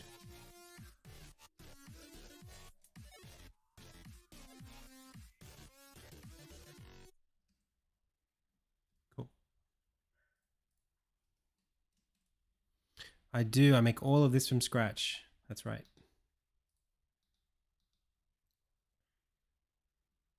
You can send it over Discord if you have us on Discord, or you can send a link in chat and I'll have a look at it. I might take a quick break for like maybe 5 or 10 and I'll come back and we'll do it then if that's okay. I'm just a bit, my eyes are a little bit sore from looking at the screen for so long. Hey, Kelbeth. Thank you so much. Oh, that's very kind of you. All right, I'll see you guys in a bit.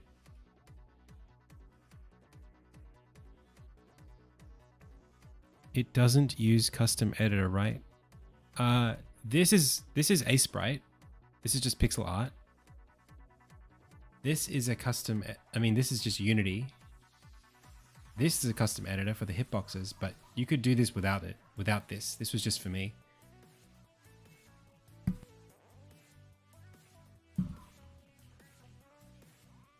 See ya, Escapegoat.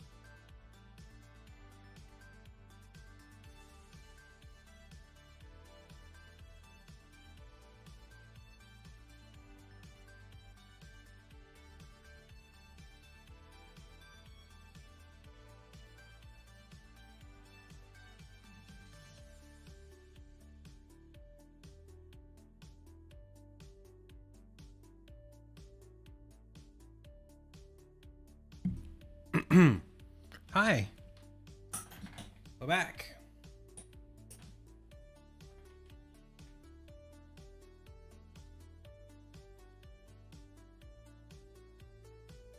Don't get scared. Okay, Otter Sensei, do you have something for us?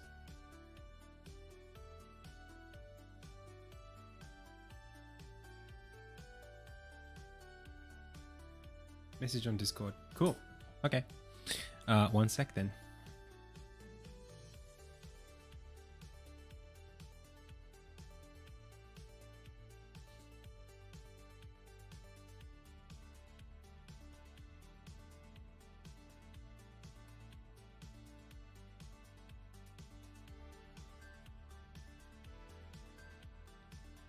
Got it. Thank you very much.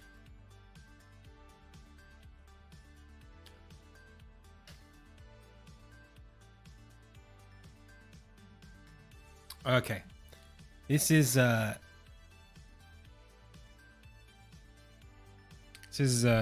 very, very relevant to what we've been discussing earlier today on stream. So you've got quite a lot of frames here. You've got 14 frames. Okay, so I'm guessing you want just feedback on the motion itself. Does that sound good?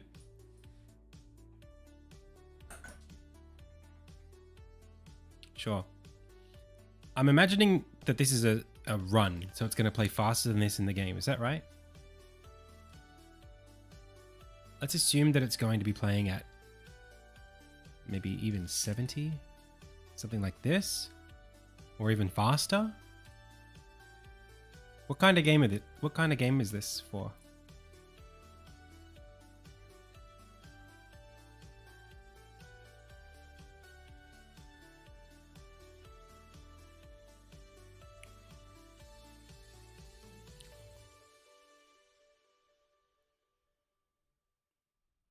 Super Mario World kind of platformer. Okay. So definitely then you want to see, assuming this is this the walk or is this a run? Like, does this need to be like, if I'm sprinting, do I get this? Or if I'm just, because right now what I'm getting is something very like, we're very loping. We're sort of lopping. We're sort of going very measured. Okay. So the first thing that I want to do is kind of get the pace right. I personally think you could drop this down to 8 frames instead of 14, but let's just keep the 14 for now, just because you put that time and energy into it. So I'm going to make this about 65 milliseconds per frame. Even this, I would say, is a little too slow for what you want. I mean, if we could speed it up even further, I'm imagining you want something maybe even like this in the game.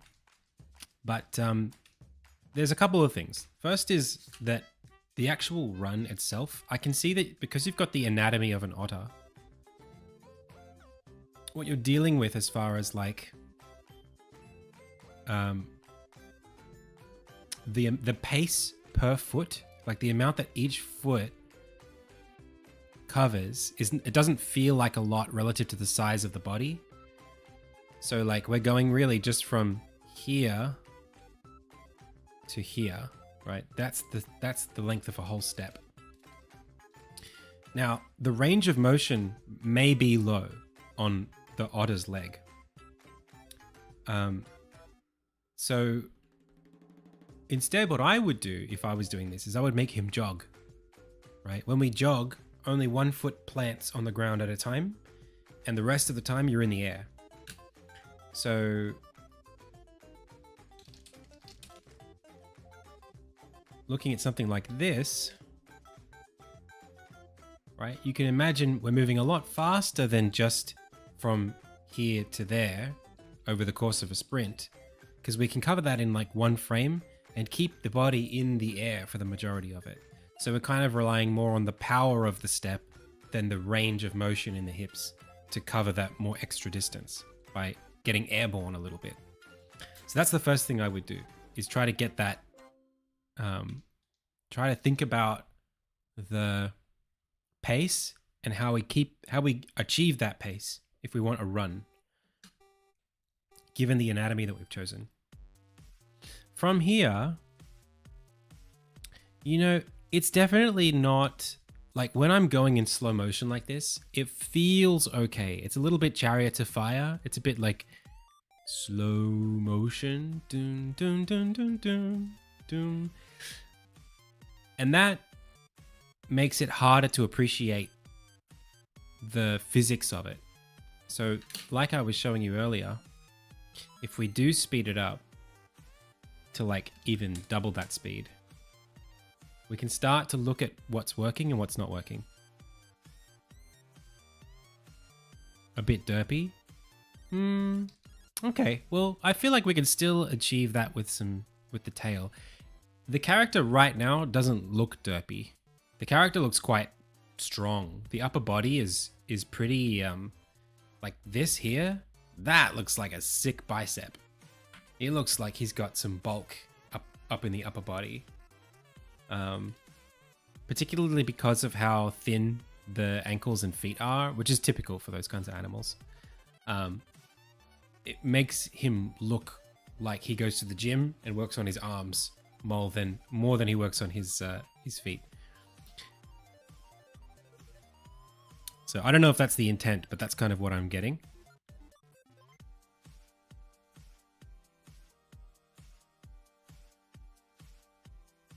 So let's have a look.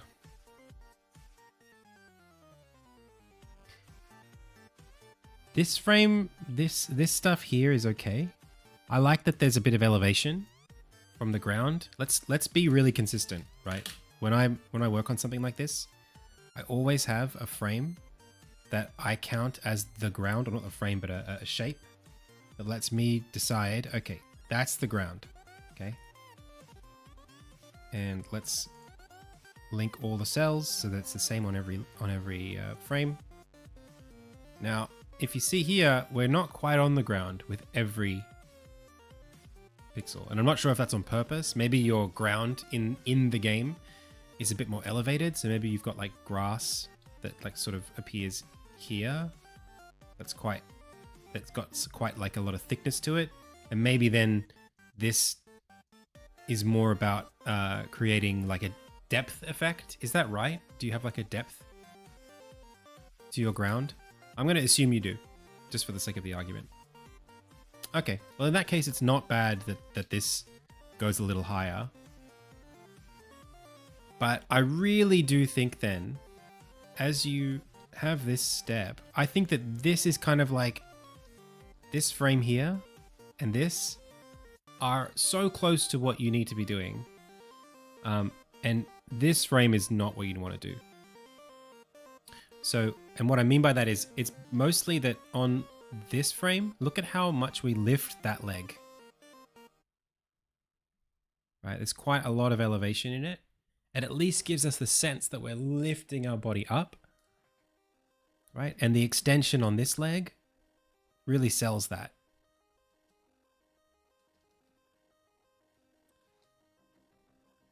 I would go further, personally. I would take it up to like here. If it was me. Just because there's so much of him, you know? And I think that having a little bit of bounce will sell that run a lot better. So,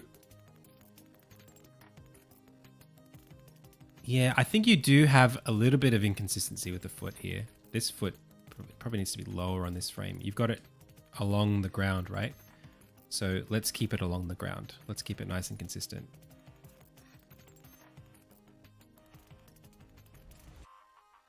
Here, I would be conscious of the anatomy of the foot, right? So maybe if this is where his toes are, have this flex a little more obviously. I think what we're missing here is mostly its intent.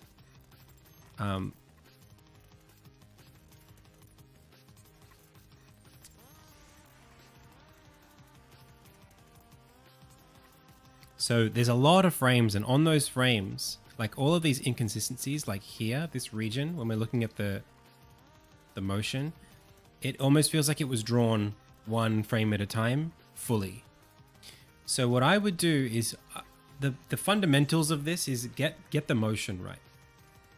the motion for the feet needs to be consistent when they're planted on the ground. So look at the back of the heel, right? This distance that the back of the heel, like the back of like what's planted on the ground, that needs to be, I mean, I'm even trying to help you out here a bit more. I'm trying to track where it is, not where it needs to be. That motion needs to be really consistent. So here, there, oh, there, there, there, there. Let's actually watch it. Oh, why did we not move here? But we moved a lot there.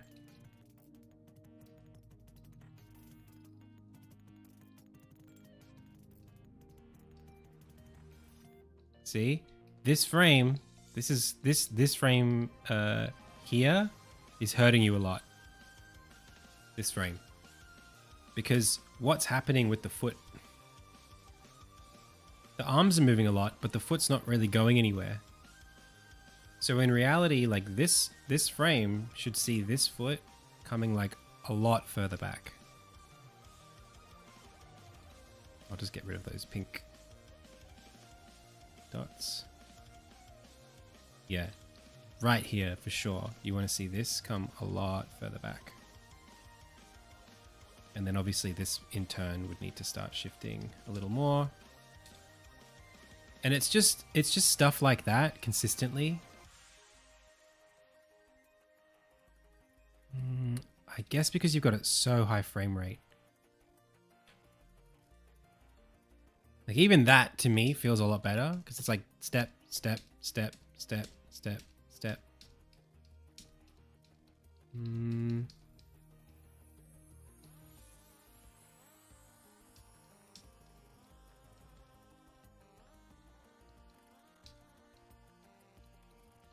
Okay, another area. Just I'm trying to like give you functional feedback without too much of a tear down here. So another one would be the knee, right? By that same token. So let's look at this. Here. I'm not sure what's happening here. There's a lot of area that this was quite a clear knee. I don't know where the knee is now. Is it back here? Is it up here? Let's just be generous and say it's here.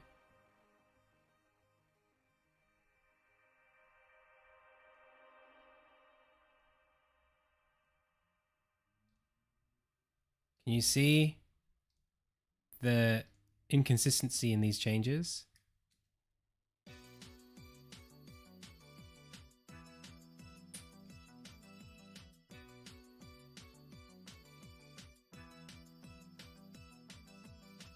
That needs to be like a nice pendulum. That's what we want. So instead, you want something like this.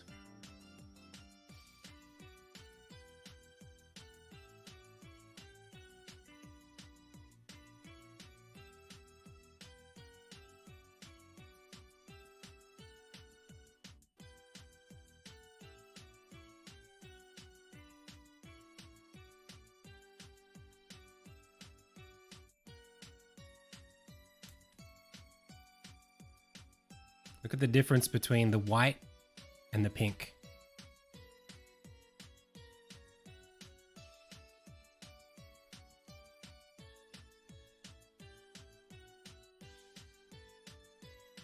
So that jitter, that's where I want you to focus on. Like this frame looks okay, the extension looks okay locally, but it probably needs to be more over here. Because if you think about the mechanics of the thigh, you know, what's it doing? It's a big pendulum. The thigh is like a really, like,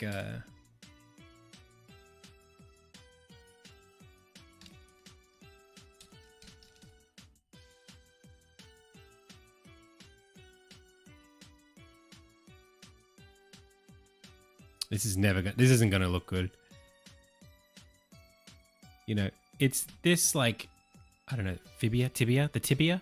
This is like a big swing. That's all it knows how to do, right? It can only swing.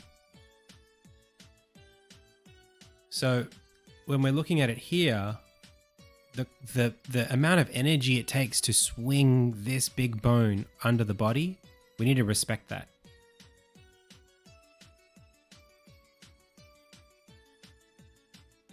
So on this frame, definitely keep coming forward, right? It takes energy to bring it back, right? We really have to plant the foot in order to bring that back.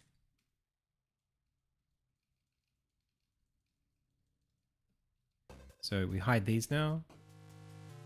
I think you're closer with that than you were before. Yeah, but I would go further. This is one of those areas where, like, I think that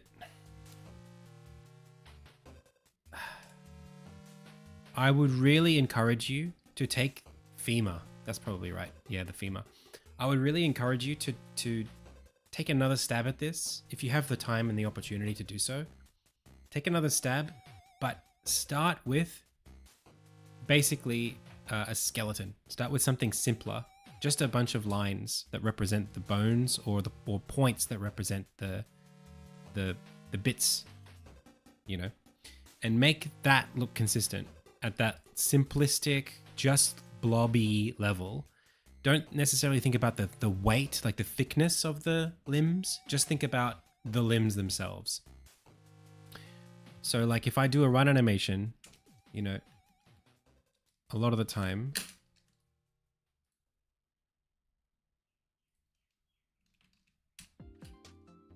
you know,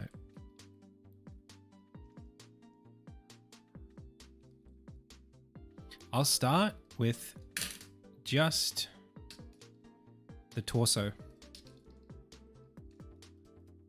I think keeping it to 8 frames would be better for you. Honestly, I think 14 is probably a little much to handle. Like even I don't typically go for 14 for something that's a run.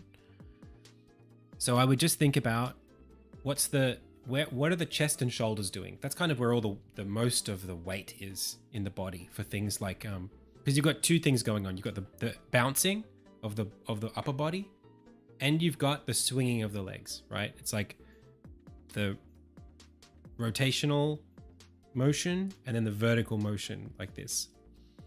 So I would think about like, where is the head? Or like first I have my idle pose, right? So the character might be standing, you know, say they're this tall in your case. Like I might just take your animation actually. What's the most upright frame? Let's take this frame. I like it a lot. Okay, that's your character. Let's keep that nice and linked. Let's make him a little transparent. Let's think about where the head is, or the shoulders, and let's just draw these on every frame.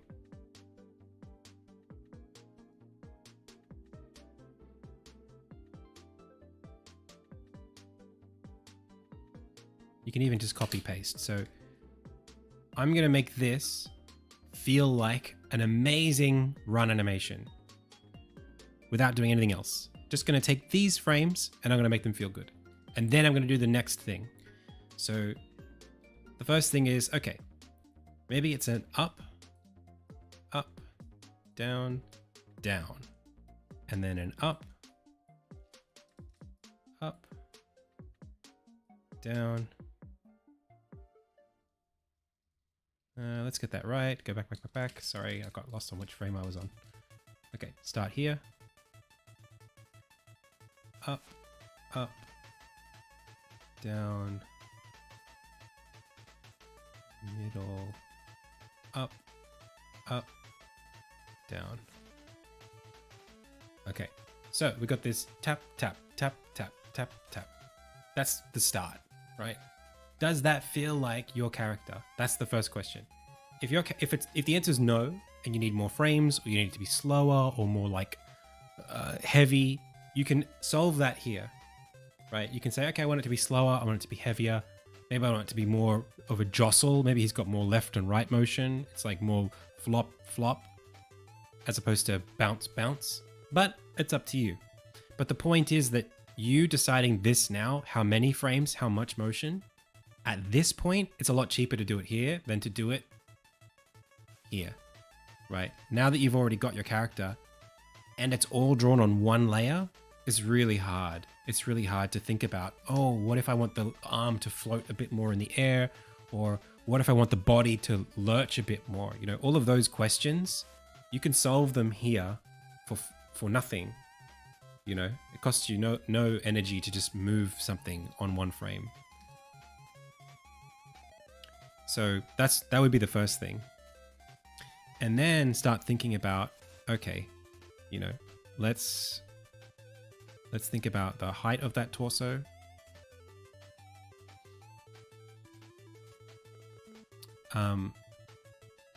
I don't think it's bad to start over. I just think that you want to take the most practical path to an animation that you like. And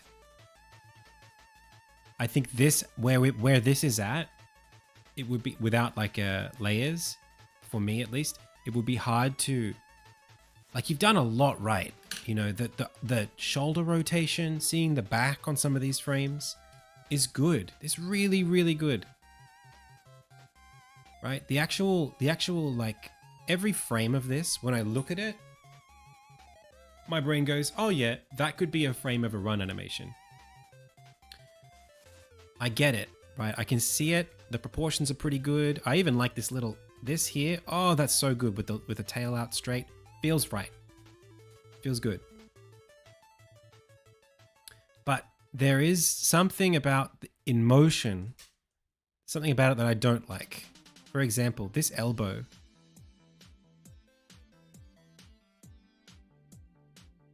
The wrist hangs up a lot here on these frames, you know?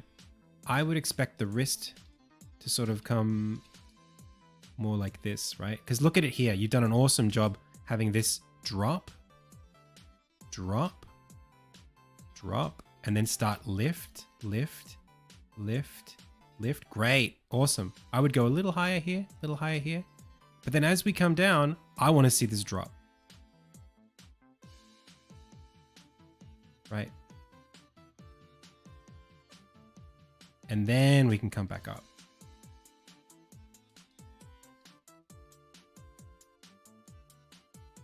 And maybe it's too far back on this frame, actually. Maybe it's too far back. But this is the thing, like this frame here, seeing the change, look at how consistent this motion is, like from the elbow here, here, here, really good, really good. Oh, but now we kind of, it feels like we cut back a little. Maybe that's a shading issue. But it feels like we went from moving forward at a good clip to suddenly we're back a little. That might be just me doing this. But then how do we go forward further? We stopped, right? We stopped right around here.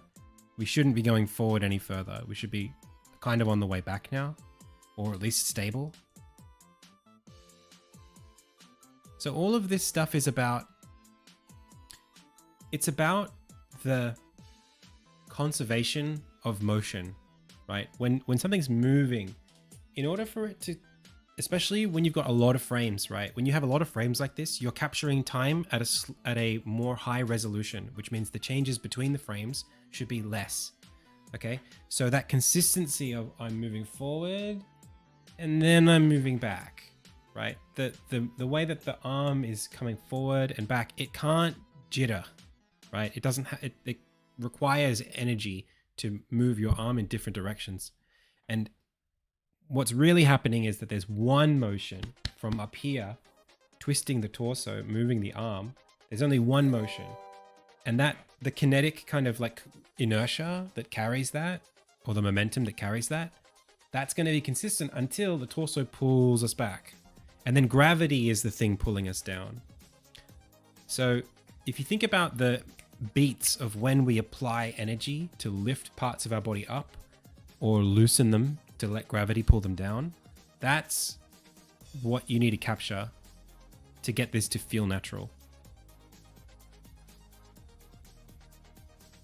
Frame 1 and 2, there's something crazy.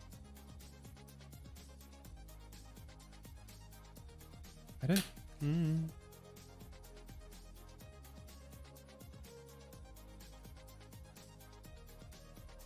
No, I don't think there's anything crazy here. I mean, the leg, this back hand is doing a lot. But they mostly feel okay. I really think you can solve this more easily by thinking more about the joints. I think that would just help you so much more. So coming back to here, you know, if I'm going to quickly just do like a hip. Okay, let's say I'm going to drop the hip in. The hips are here.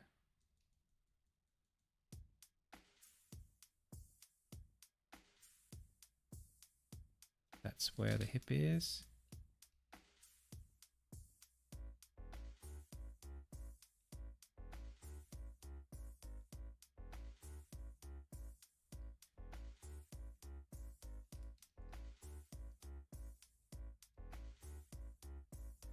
Ah, I screwed up. Needs to be on a new layer. Okay, let's try that again. So.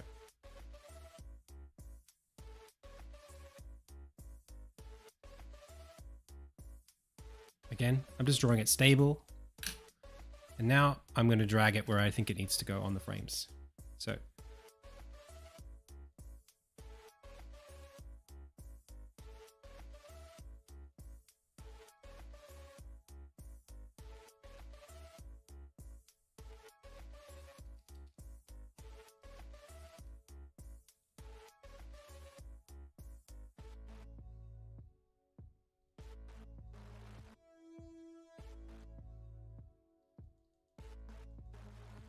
Okay, that's giving me an idea here about what's going to happen.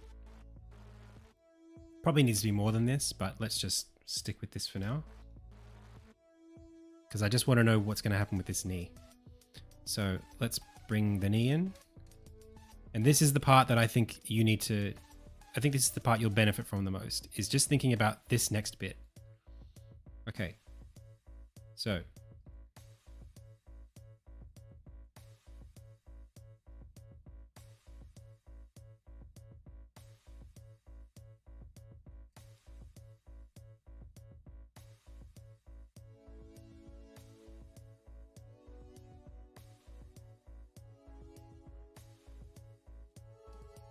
kind of don't need to even get this right straight away.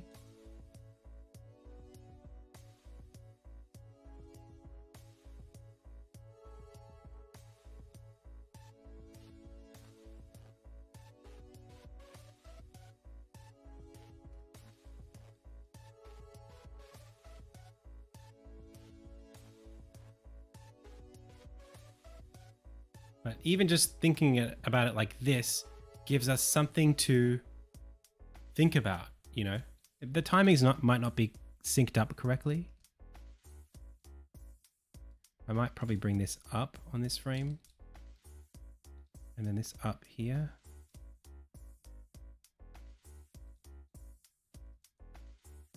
Step up.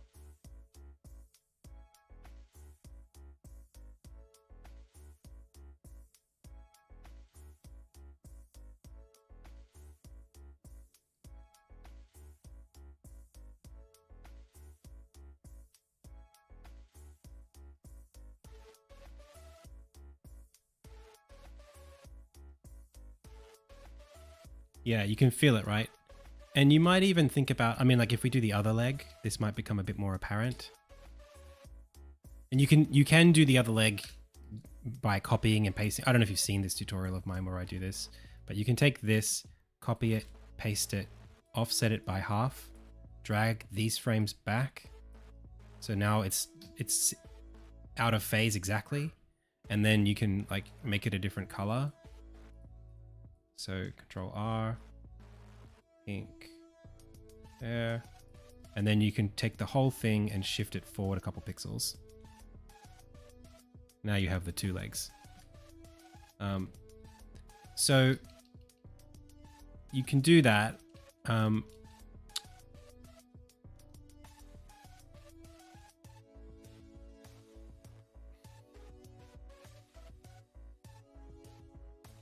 And then the next thing would be like, okay, let's think about the feet, right? So when we step off this foot, we're like, you know, maybe we're here and then we're here.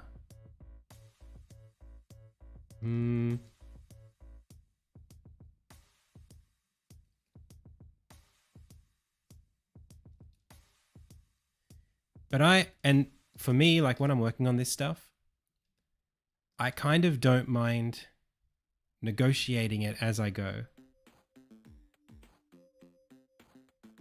And thinking and just like finding the beats that work and the you know, the aspects that work for me. So like here, like I started maybe a little too early or a little late there. And then maybe this can come down a little. So I'm sort of like resolving the motion over time.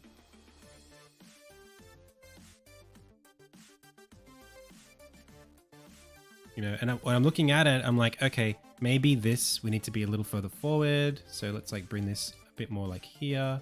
And then that means on this frame, I have a bit more space to have it be more like this. So that we step down. You know, maybe instead we can bring this a little lower.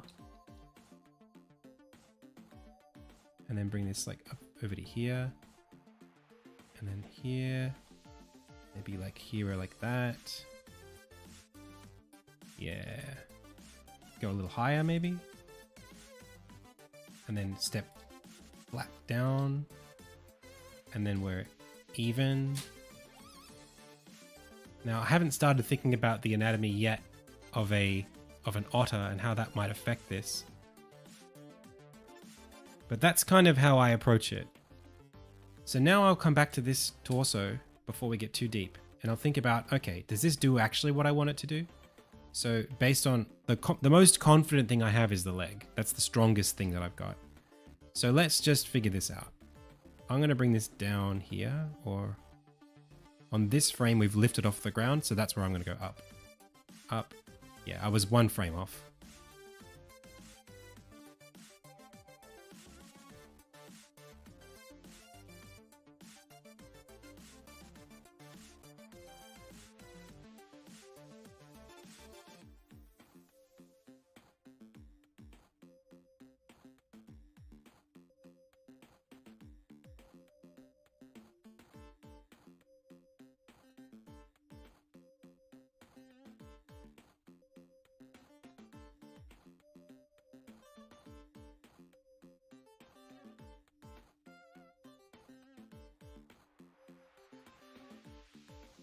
Okay.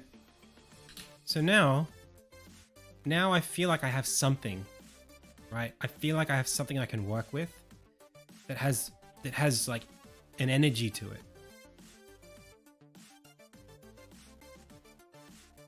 Right? And I can start to tweak the mechanics so that they feel more like what I need them to feel like.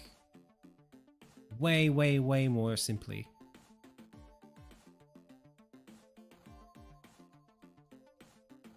You know, and you can tweak it, and then you can start introducing the anatomy specifically of an otter.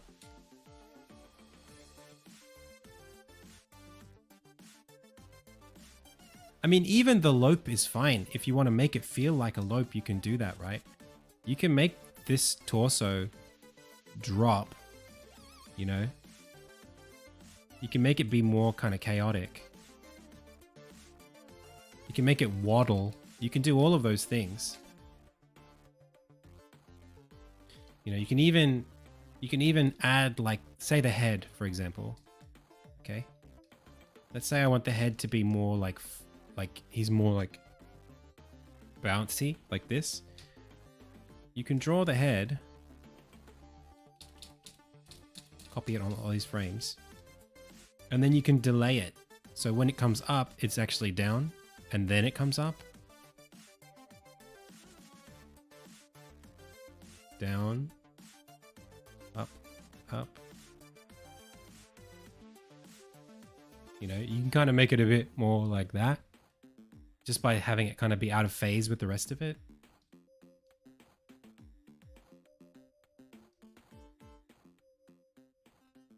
if that's what you want to do. And then you can have it even tilt up, right? So on this frame, it's kind of like looking up. And then on the next frame, it drops down, down, up, up. You know? So it's got a, now it's got a hinge on it.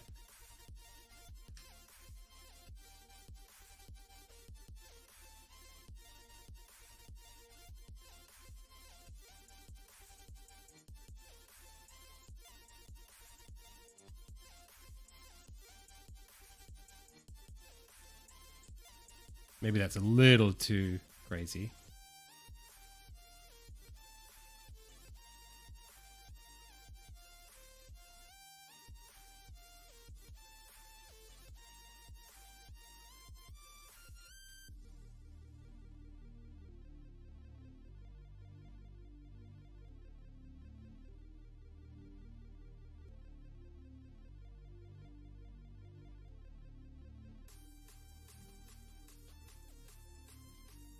You know, and you can even experiment with, oh God, that's a bit much.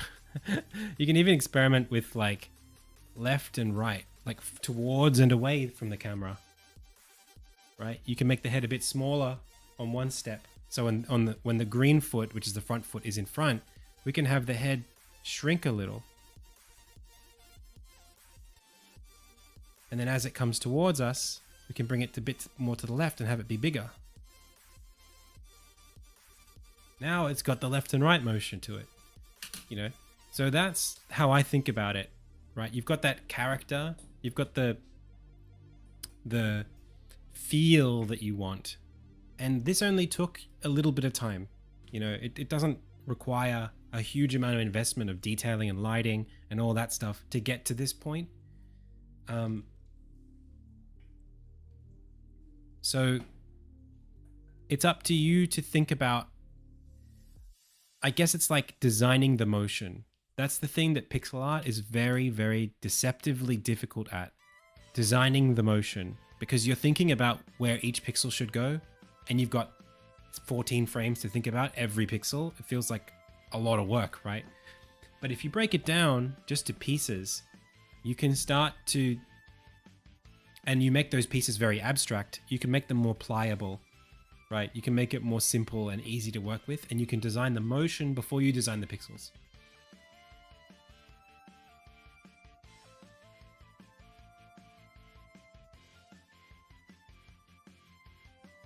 So I think here you actually have like the granular aspects of the motion, where you're just thinking about like mechanically, like maybe you looked at a guide or something and you saw where the arms and legs needed to be relative to each other on each frame.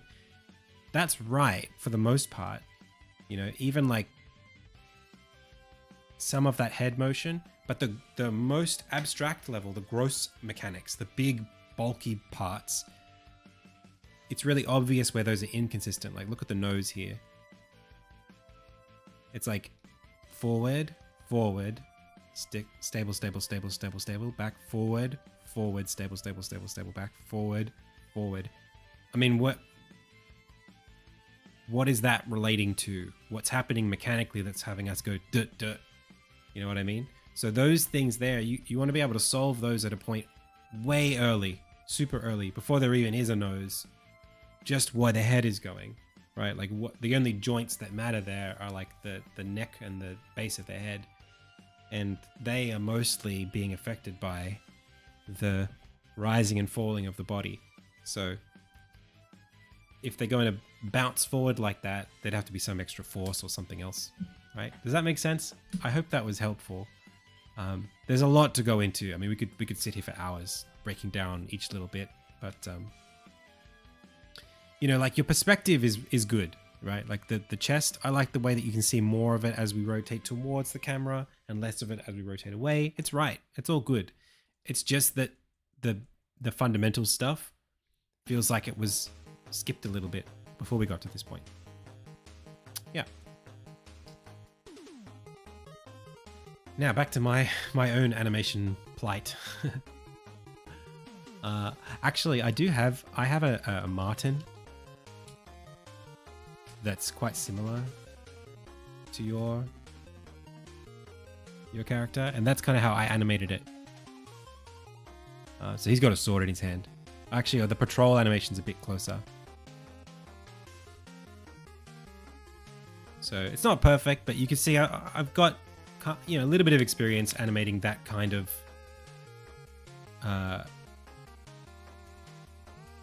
those kinds of animals in bipedal fashion. You know, so that's, in this case, it's more of a snoop, right? We're looking down, we're hunting around. It's not very, it's more of a raptor than it is a marten or a weasel, but that's more for effect. You know, in this case, they're quite large, these ones. I want them, you know, hunting around on the ground. So I make them a bit more lopey, you know. Whereas running, a bit more comical. They're more like clowns almost, you know. So you want to design that motion in a way that communicates something that makes sense in the context of the world that your character exists within. Beyond the fact that it's an otter, what kind of otter is it? What's his personality, or, you know, how do the mechanics translate to bipedal motion in your world? Is it more comedic? Is it more serious? I love this stuff.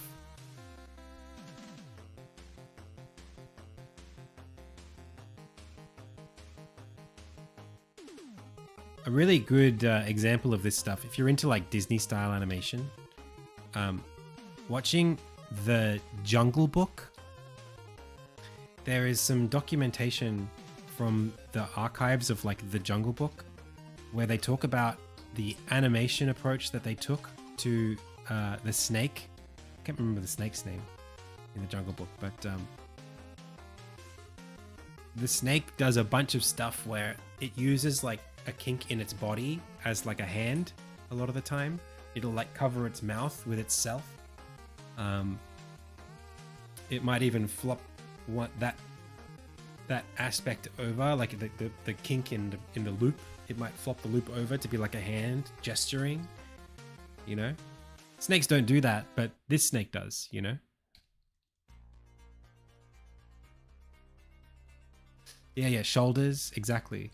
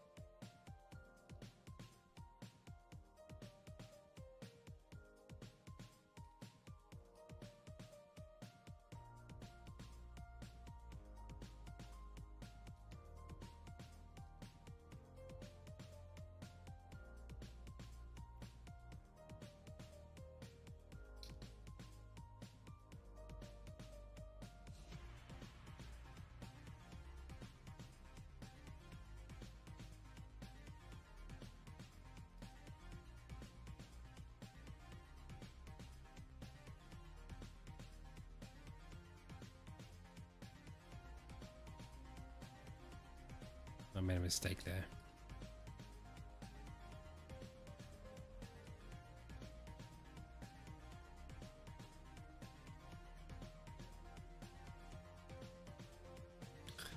That was quite an extended review.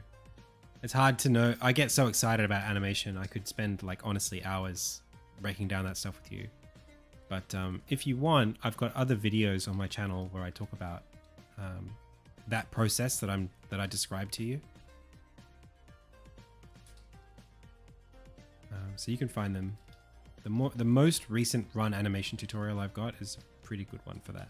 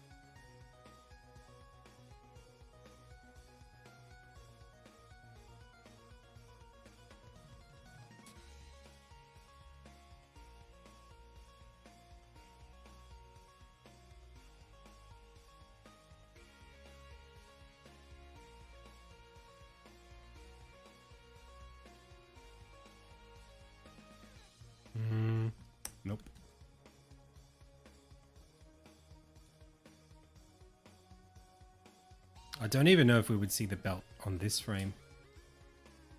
Maybe we just get rid of it. Maybe even on all of these frames.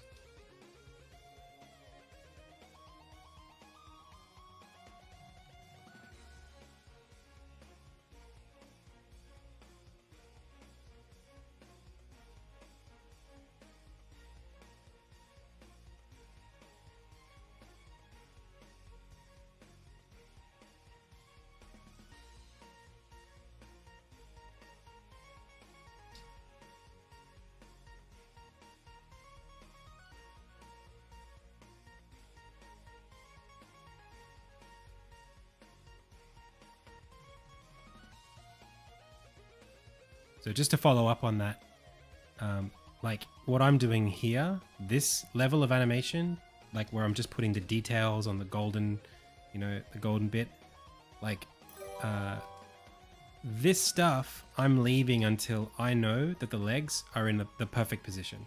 It's only once I'm happy with the position of the leg do I think about this kind of like additional, you know, accoutrements. You know, the little details, the little bits and pieces.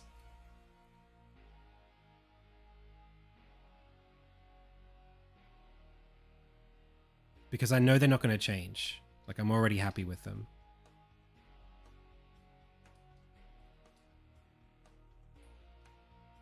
And the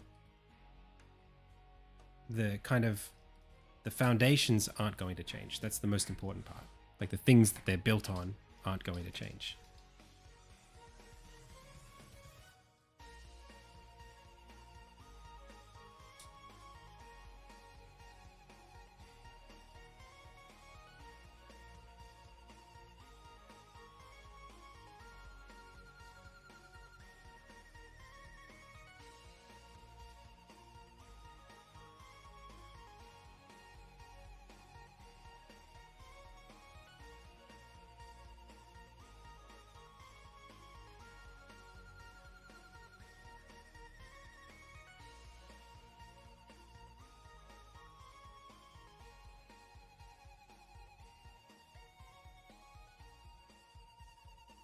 Good.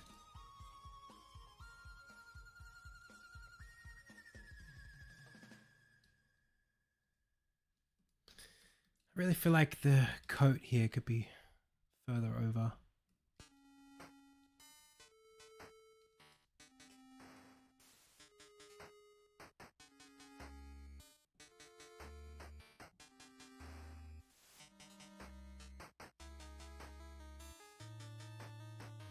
Maybe it's time for the head. I'm a bit scared of doing the head.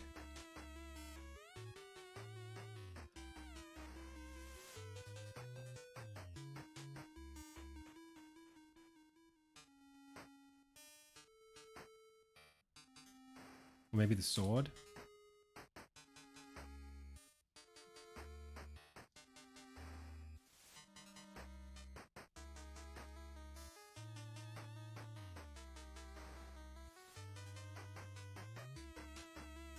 Eight directional animation. I have done, yeah. But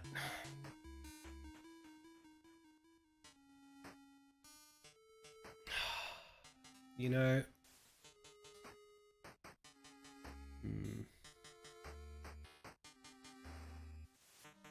with 8 directional animation, you've kind of got 3 for everything, right? You've got, well, it depends on how you're doing it, but if you're doing it like down, side, and up, then yeah, you've got 3 different sets of animations. I would get the beats right on one of them, and then use the beats across all of them, the same ones, to try to make it feel consistent. And you basically have to think about it from 3 different angles. Yeah, you just reanimate it. You know, that's kind of like an area where as soon as you got perspective changes, like we were talking about making the sword procedural earlier, it's like just go 3D, you know. But I guess you're probably too deep into that.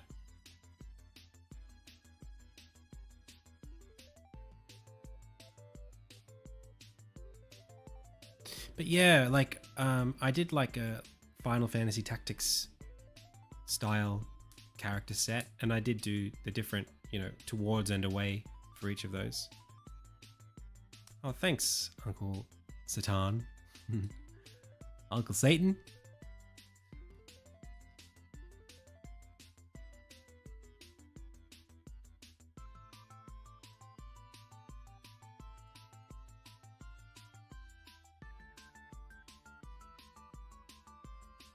How do I show that his hand is over the sword? I don't think I can. Whether it's open or closed. I mean, it's mostly just where his elbow is. That's kind of the only thing that I've got for that.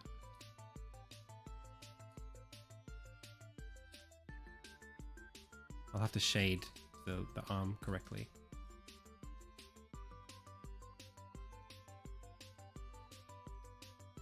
This is one of those areas where like I probably should just be copying and pasting this. Like a smart person would just, you know, why would I ever keep this different?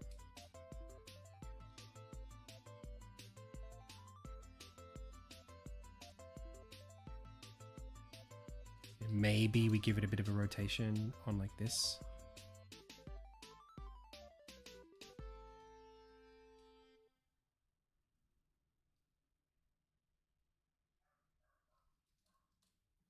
This is where keyframe animation is so important. You know, if you draw the keyframe, you can just shuffle the pieces around.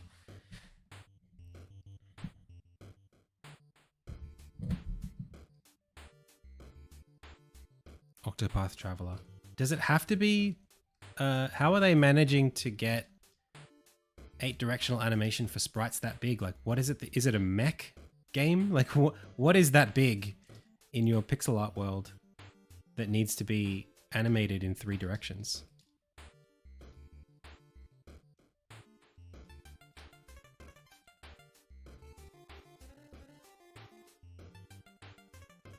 That scares me. It's like almost kind of approaching boss size. 512 pixels, man. I would go for an art style then that was like super flat if I could. But I'm imagining it's very detailed.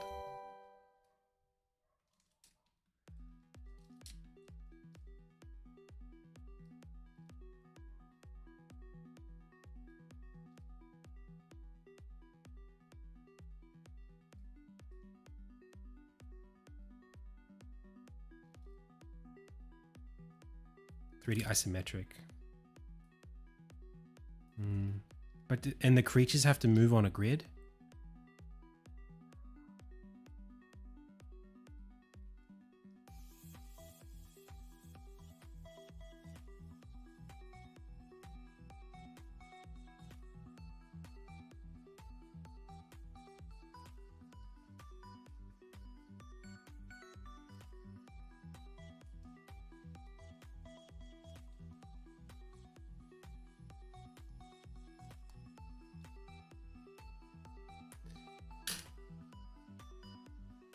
Diablo, I see.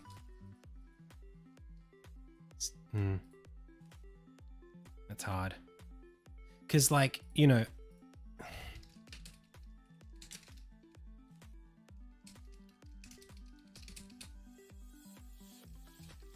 there's a sprite that I'm thinking about in Grimoire of the Rift, Tactics Advanced 2. There is like, you know, they've got creatures that are pretty hefty, but they barely move. You know, you never see this. I don't know if it rotates. It might. You can see just how much of that sprite is conserved. Frame to frame. Like, that's a big chicken.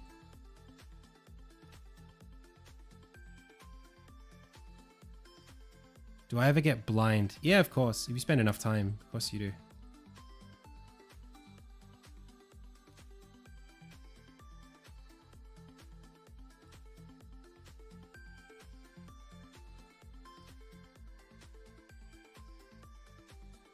Yeah. So thinking about it like from that perspective of like, what can I do with the frame rate or the perspectives to like minimize the amount of effort that I have to put into this? You know, especially then you have to be considerate of like where in the game, how much value are you going to get out of this thing? Are you going to see it all the time? Is it an enemy that appears like constantly, or is it like just a one-off thing? If it's just a one-off thing, you know, maybe it's time to not, you know, maybe it's appropriate to just go simple with it. You know, either go lo-fi with the animation frame rate or something, or simplify the perspective that it needs to be in. You know, like make the scenario different so that you only see it from one side. You know, incidentally.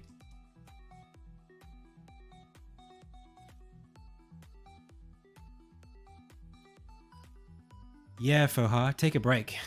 But the big one is flipping it. Flip the canvas, and you'll see all kinds of different things. That's the hack that everyone likes to use.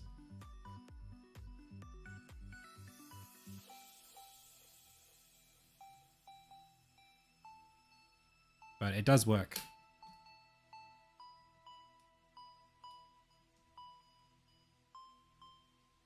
Basically, just like you want to change the visual context. So flipping it does that, or taking the animation into your game will often do that. Why does it work? I guess because our brains can't tell the difference between something that's flipped and something that's a different thing.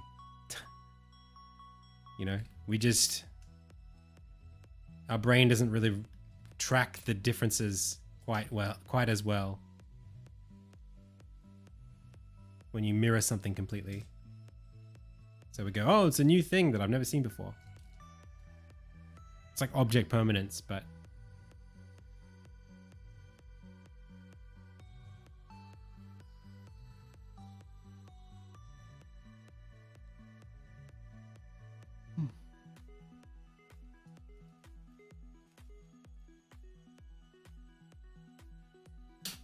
so this frame, I think I have some animation frames for this stuff.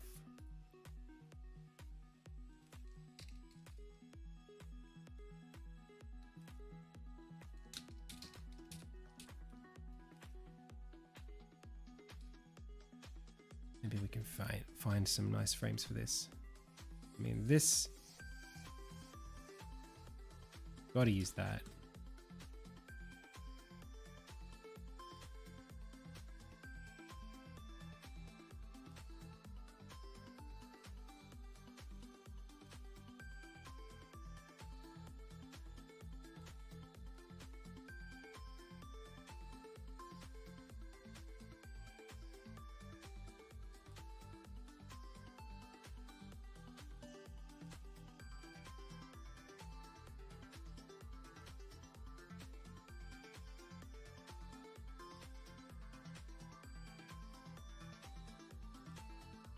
Oh, thanks, Fuji.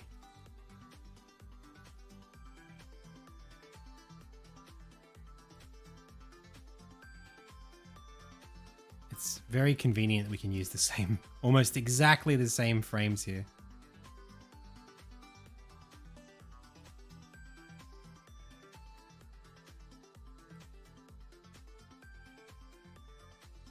What am I looking at here? What is this?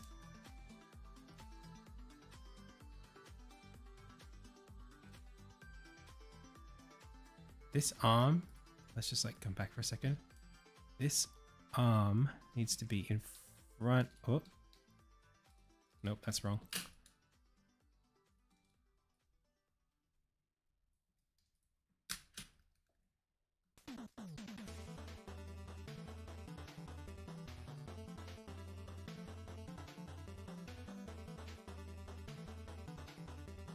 There's kind of no way we can get that in there.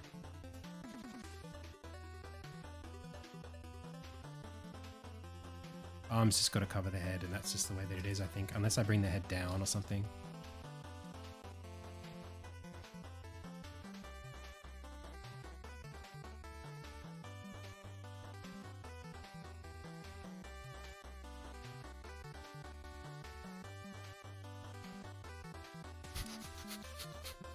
Does it work?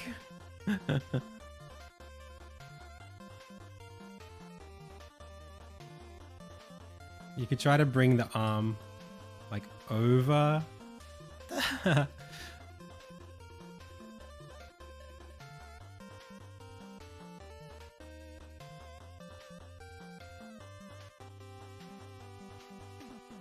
think we just cop it. We just let it be what it is. Can't see the eye on this frame.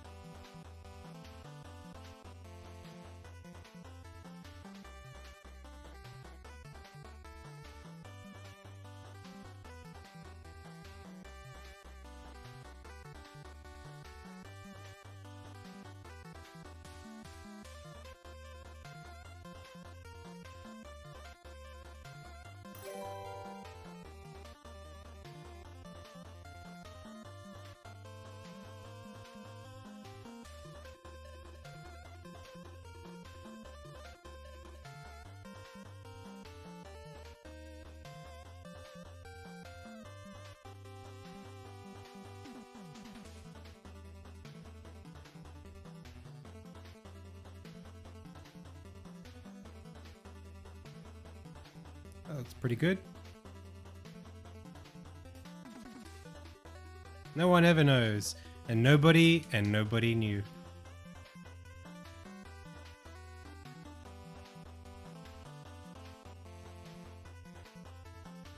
How would they know? How would they know?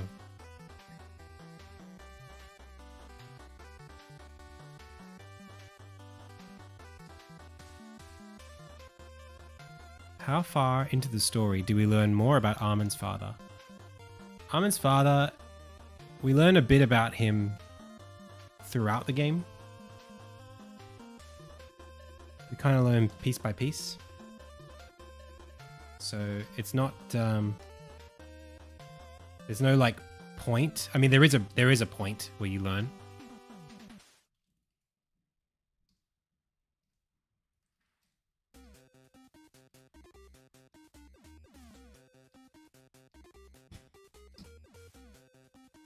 But it features his fate is kind of, it's a part of the story. It comes up.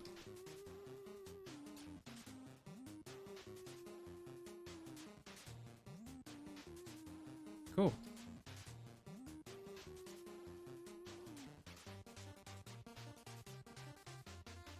Hello. Oh, look at your hair. Or is it just as you put your hand through it?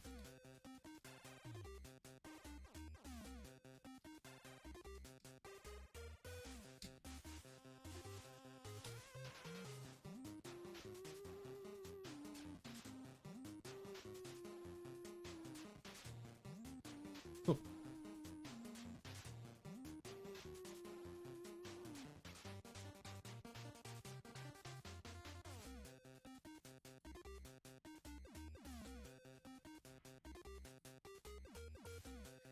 All right, pals.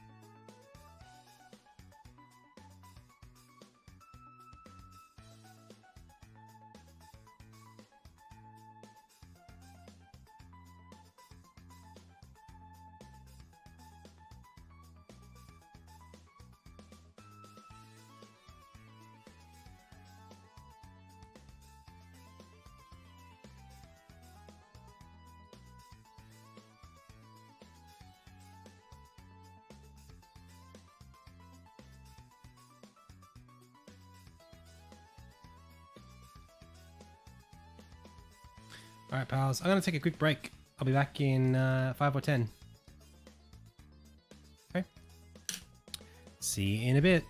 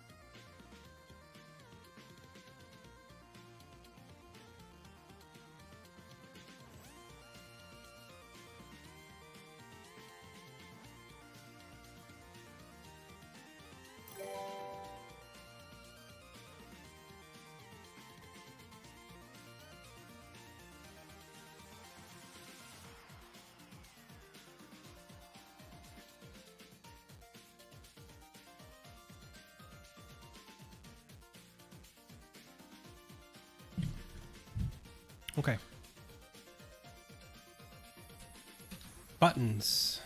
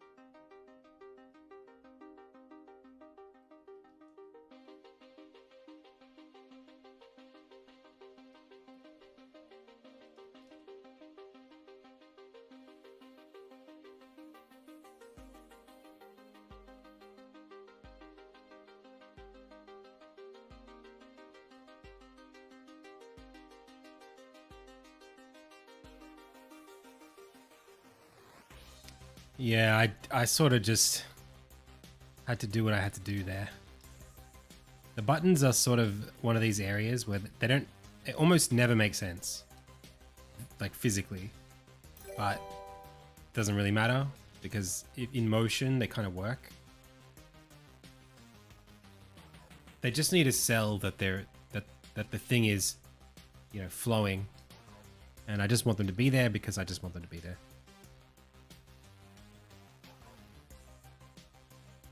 You just gotta kind of accept it.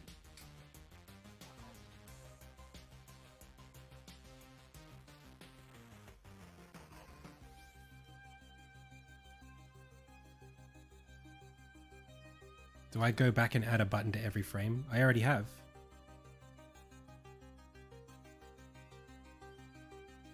I didn't just add the button. The buttons have been in there since the beginning of the game. Every sprite I ever drew of this character has had buttons.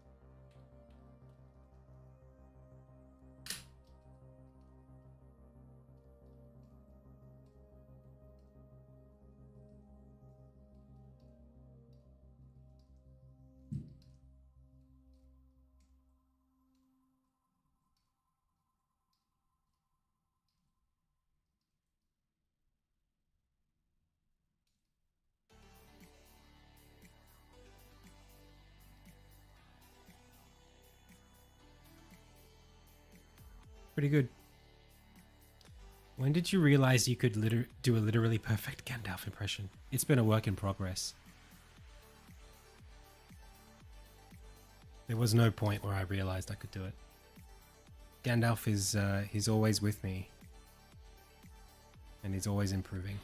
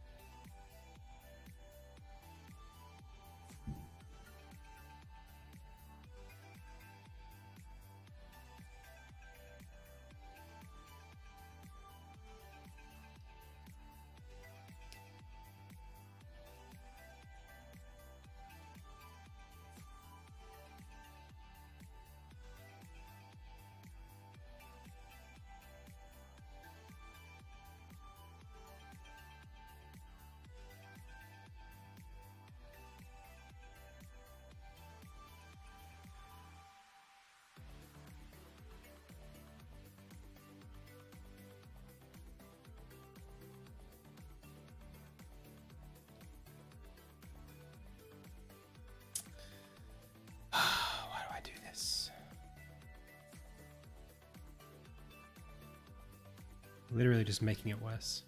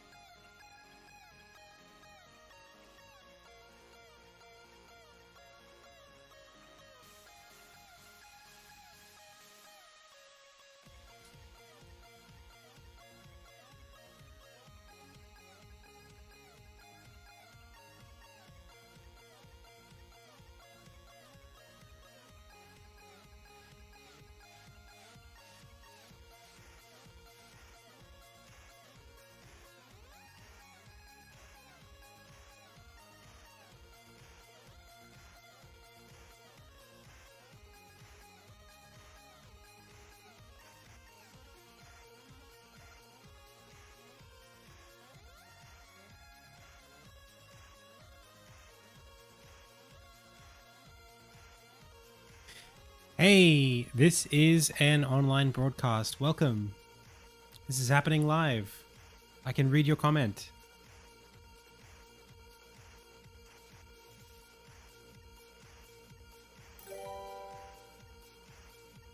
I'm really here. It's really me.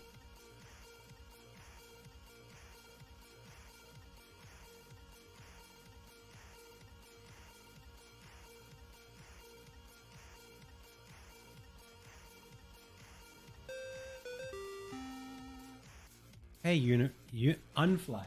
Unfly, thank you so much for the sub.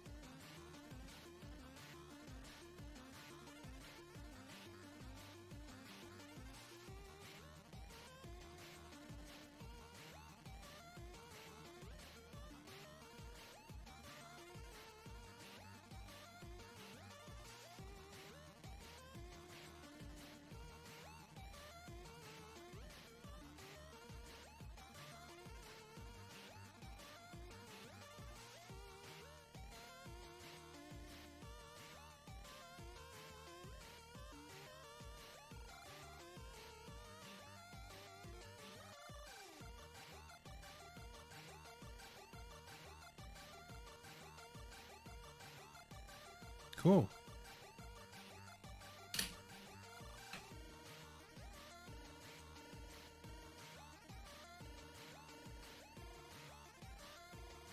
Ah! Armin's ghost. Come to haunt him. The ghost of animations past.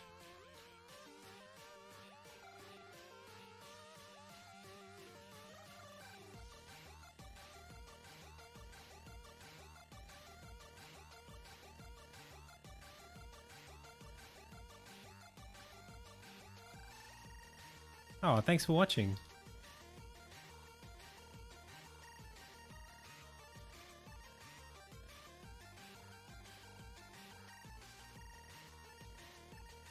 Well, I think that's just about finished. Feels good. The only thing I could pick out was that the back leg seemed a little loud on these frames.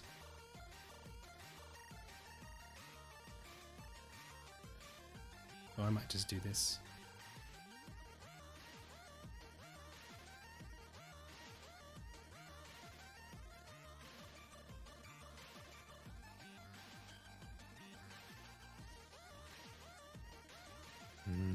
It's a little hard there to watch that, so let's just tone all of this down. Maybe even go darker.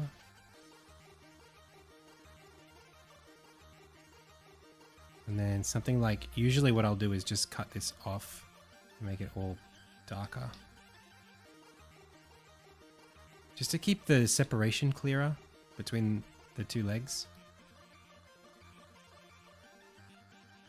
It didn't really, it didn't super bother me actually at first.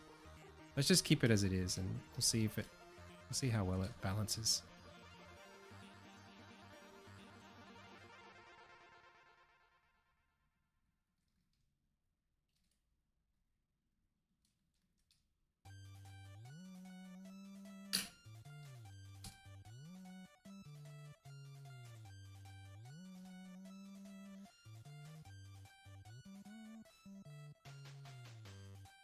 Yeah, much better.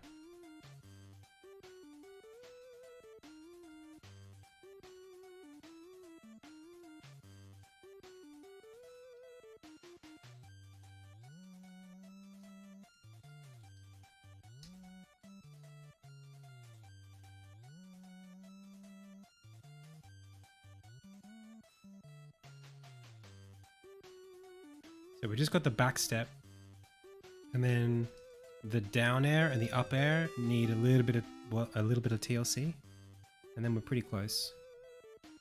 Chin Undercover, thank you so much for the resub. Welcome.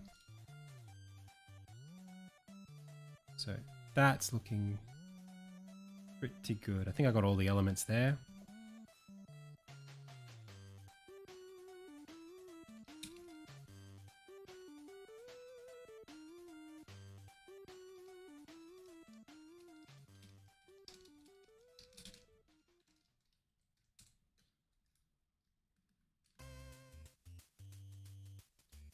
it's this.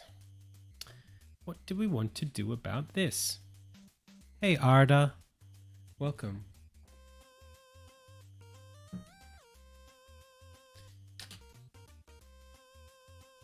What do I do? Let's just think about where the head's going to be facing, and if we can get away with just like one, like how few keyframes we can do. So this feels like it's going to be mostly, the head's going to be like,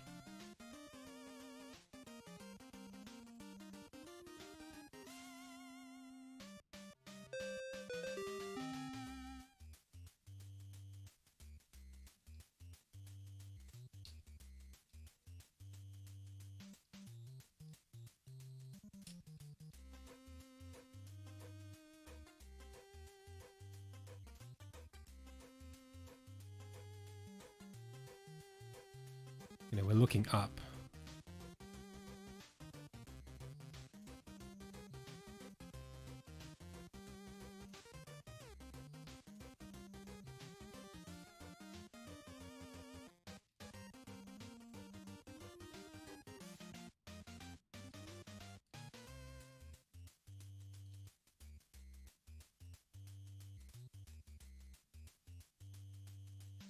Or we could have him start with his head facing toward us.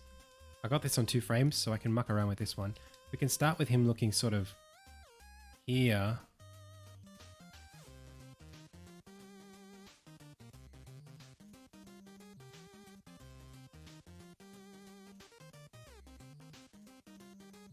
You know, kind of more like that.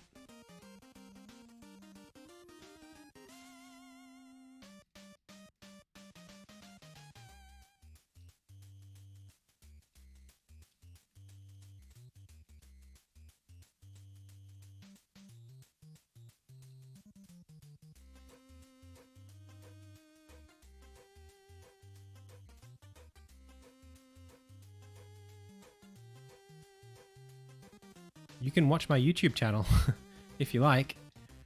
Other than that, it's mostly just practice.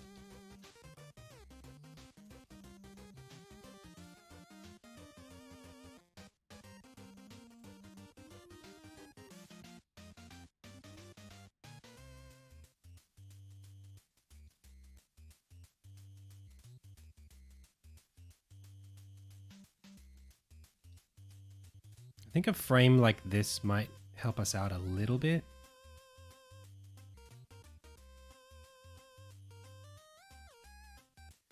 The staggered eyes, I think that they can be okay. You just have to be so careful with how you use them.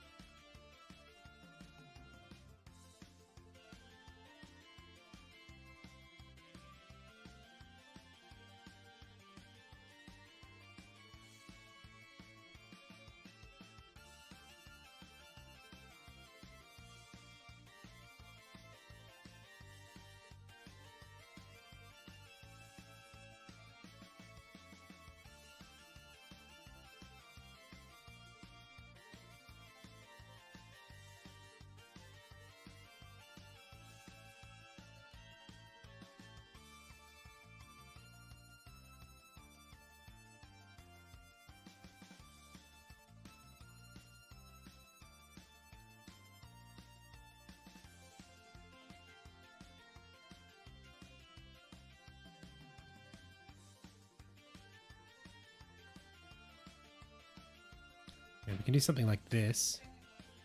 Okay, can you turn the aircon off?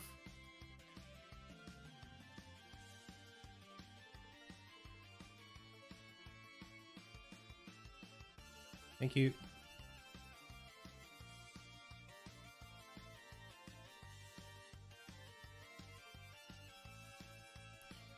What aspect do I enjoy more, the art or the programming? Both. I like them both. Crumpaloo says, what was the hardest thing you had to learn in the process of working on this game? Oh my goodness. Game dev is so hard. There's so much hard stuff. The hardest lesson is understanding like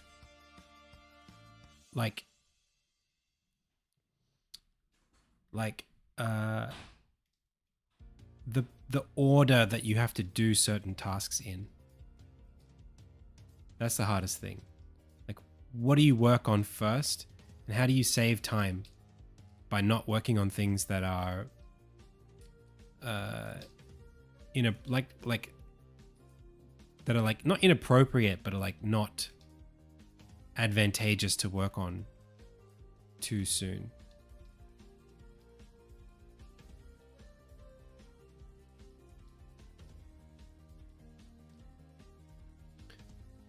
So there are like things about the game where if you work on them first, you'll waste time because they depend on other things to be done first. So if you don't do the other things first, you'll just kind of find that later you have to go back and redo stuff. That process is so hard to get right. Like knowing what comes first and being disciplined about it as well. Sometimes you know what needs to come first, but you just don't have something that you need to get you to do it.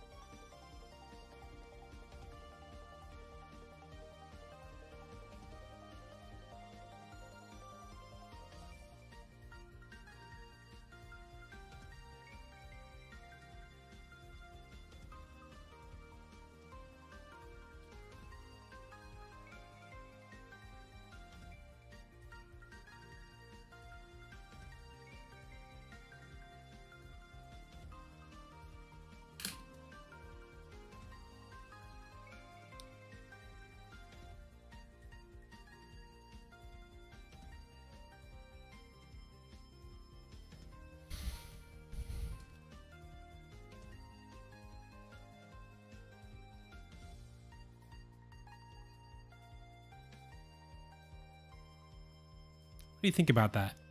Seeing his head that way. Is that too weird or does that work? Is the strategy with pixel animation to block out keyframes and then start filling in the gaps between them? Not necessarily. It depends on the kind of animation. Something like this.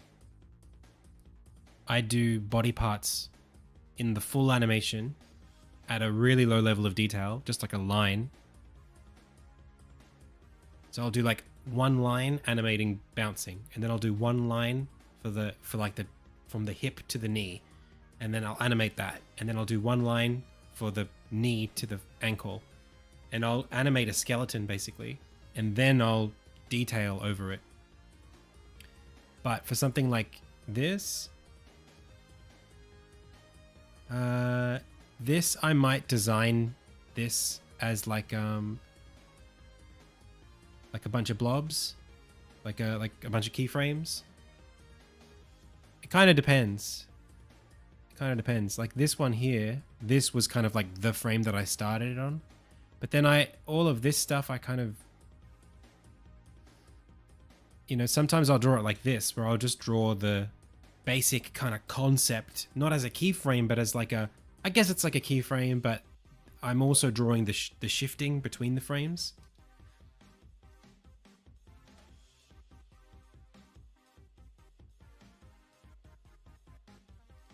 It just depends. Just depends. Depends on how much rotation there is and whether it loops. If it's like a continuous animation that loops, I generally won't do keyframes. But if it's like specifically like a stab or something obvious, yeah, I'll pick a keyframe and I'll animate that.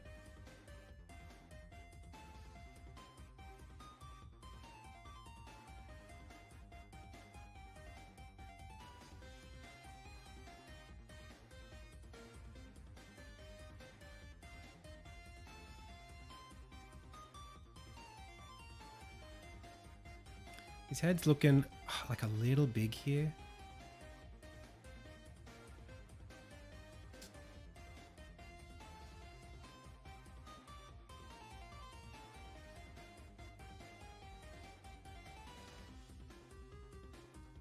I don't think we should really see the underside of his face.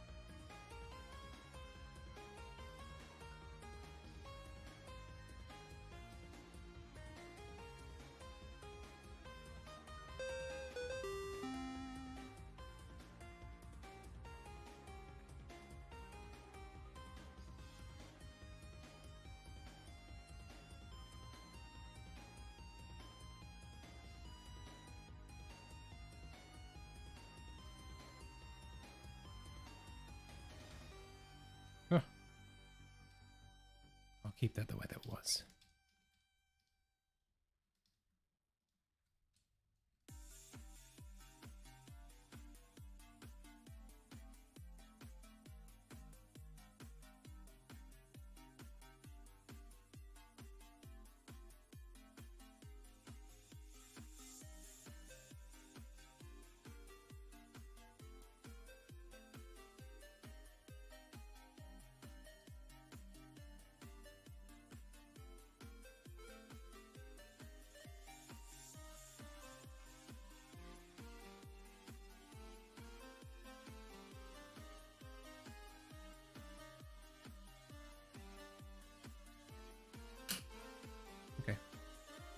I like that. That's cool.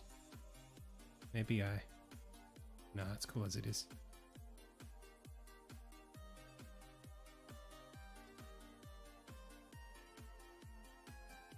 That might be nice. Yeah.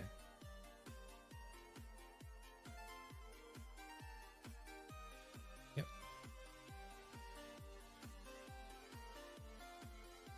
Done. When did I start doing pixel art? 2013, I guess?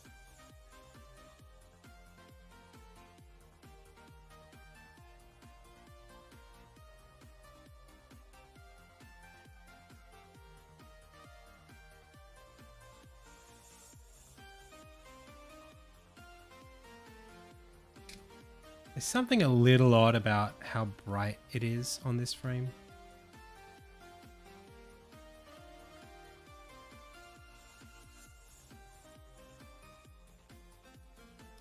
But I don't want to make it much darker.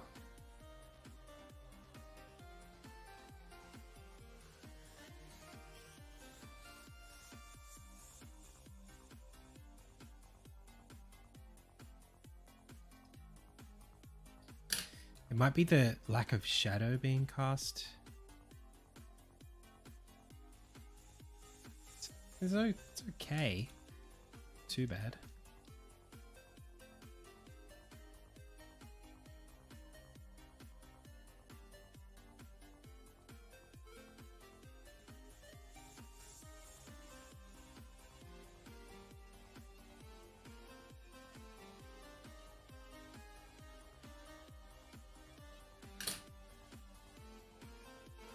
Hey, how's it going?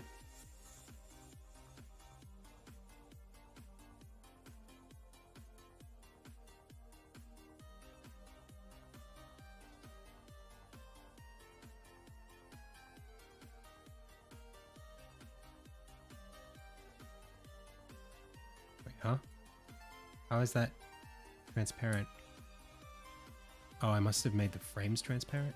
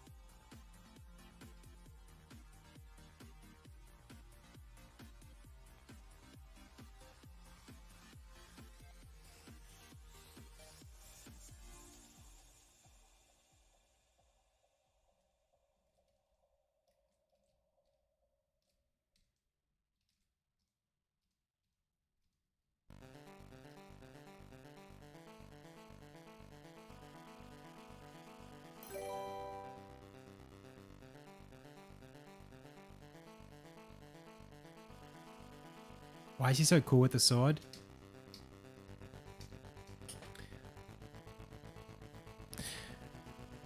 Well, somewhere between magic and video games, and because it's cool, and experience. His father is a swordsmith. He sort of understands what to do with it. He's not completely inept. At the same time, when he gets this sword, he gets kind of a magical confidence with it. It sort of has a will of its own a little bit.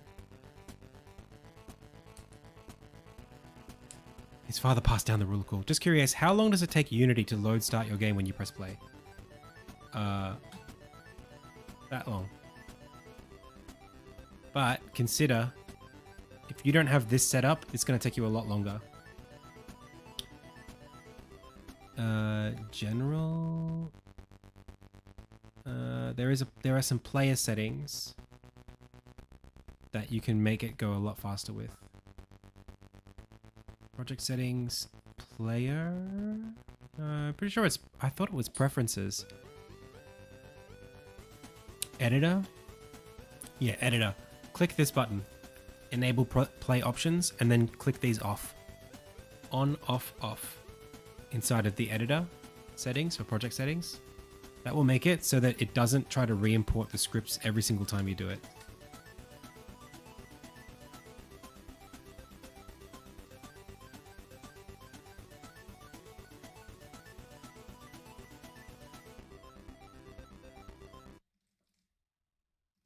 No, you just have to make sure you press Control R whenever you want to re-import resources properly, like assets and stuff.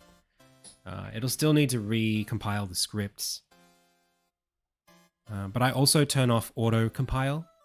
So normally there's like a little daemon, is that what you call them? A little thing that checks like if the scripts have changed when you load back into Unity, and then it'll have like a loading bar every single time. Sometimes you just want to like use the Unity editor and you don't care if the scripts compile or not. So that's really important to like turn that off. It just means that you'll have to be the one pressing recompile. But I also have hot reload. Hot reload is like this insane extension that basically means your compile times for a lot of small edits becomes 0. So anytime you want to add a debug or change a parameter or change the inside of a function, anything that doesn't declare new objects in your code, like new instance variables or new functions, it can compile those instantly. So I can change like certain values on the fly, even at runtime. It doesn't even need to rerun the game. So anything like that is great. You can even like, yeah, flip an if statement one way or another to see which way you want it to be, and it'll figure it out. Mid playback.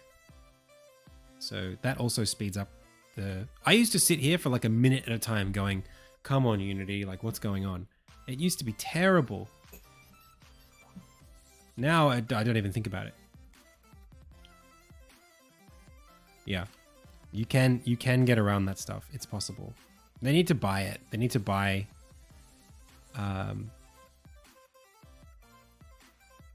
what's it called?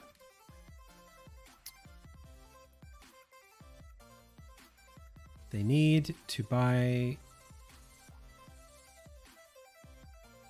What?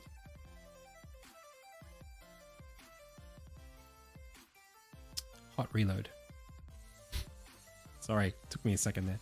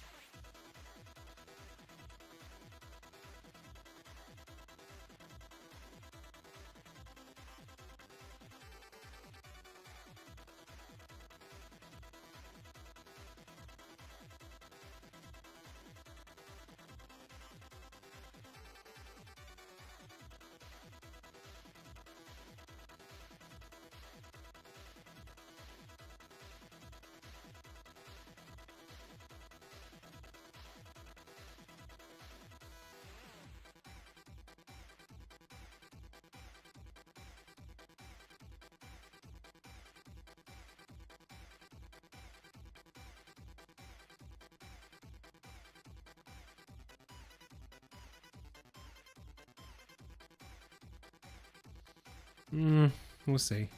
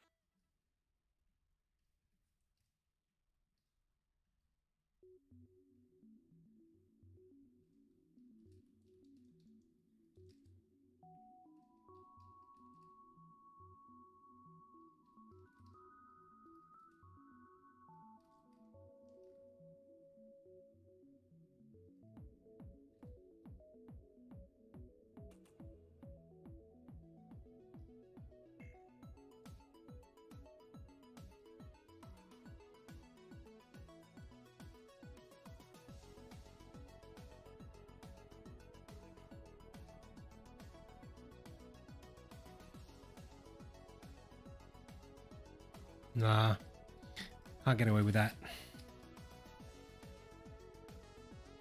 I don't think I'm going to get away with this either. I think I'm going to get... I don't think this is going to work.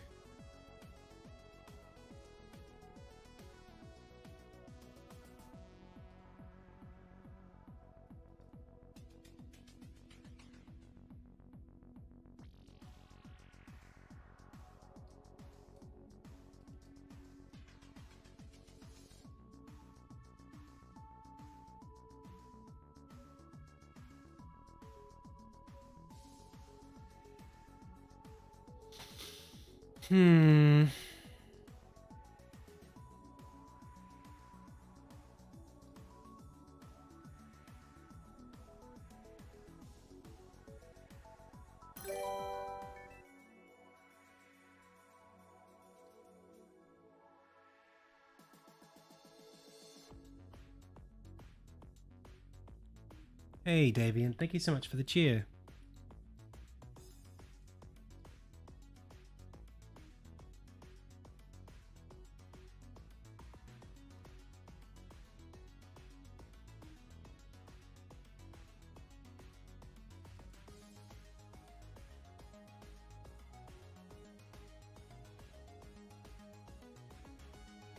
I might have to do this from scratch. I'm a little concerned about it.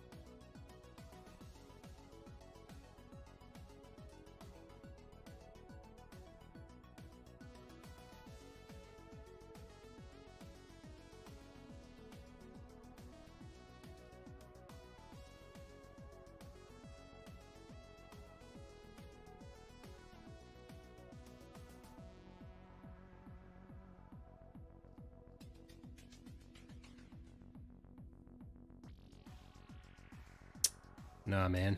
Oh well. Let's just chuck it in the game and see what happens. Maybe it doesn't look so bad in person.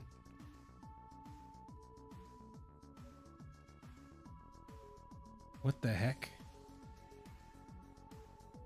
That looks terrible.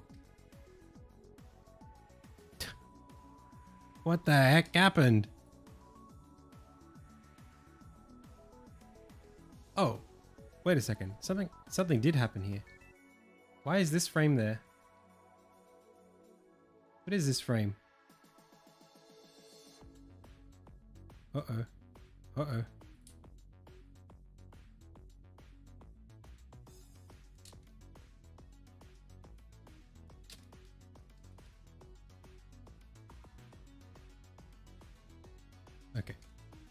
Whew. One of the frames got moved. No, only... I mean, Unity uses C#. Unreal does not use C#.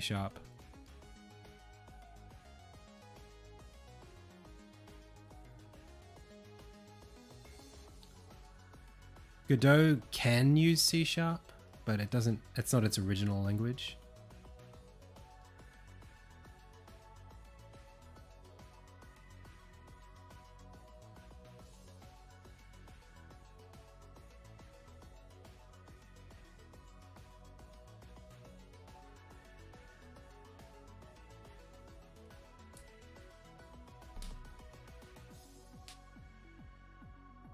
That's right. Unreal is C++ and Blueprints.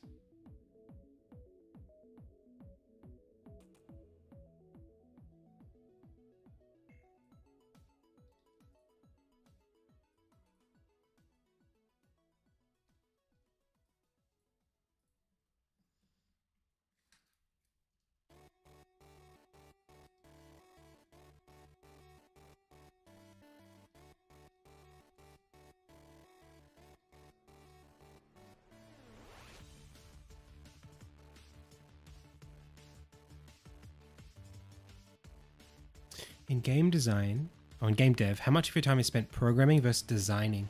When you say designing, do you mean specifically doing art, or do you mean designing, as in like thinking about how things should be?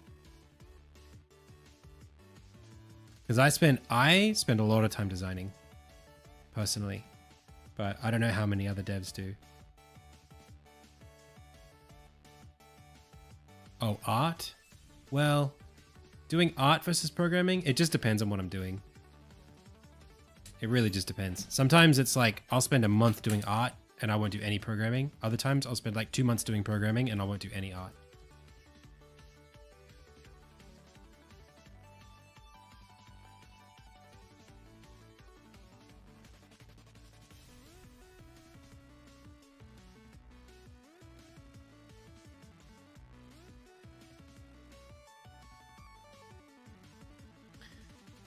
Okay.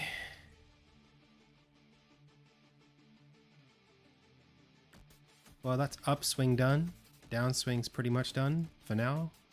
At an acceptable level of quality is the point. Can I check those off my to-do list? Downstab is green.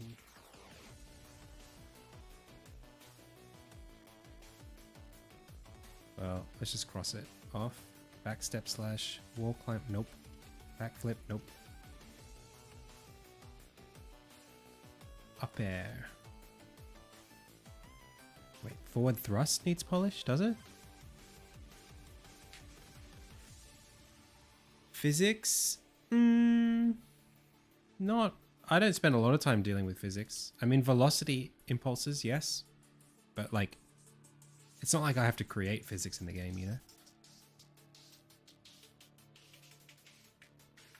But yeah, programming is, you know, it's a big part of the game. Obviously, it's what the game is. It's more than just physics. It's like state machines, it's logic, systems, that kind of stuff. You know, how do you enable and disable VFX? How do you set up cutscenes? How do you save the game? The UI, how do you show the health and update that? How do you make the health grab? How do you make the health bar grow bigger when the player gets a new, like, maximum health upgrade?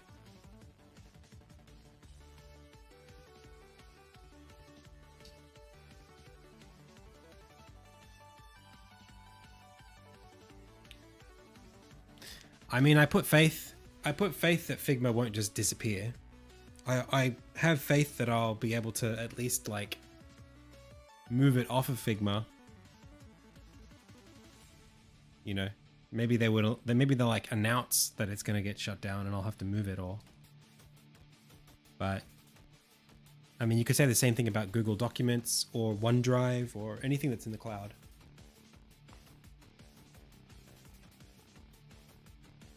Right? For a normal programmer, how is the entry level for such a programmer in game dev? Indie mainly. Huh?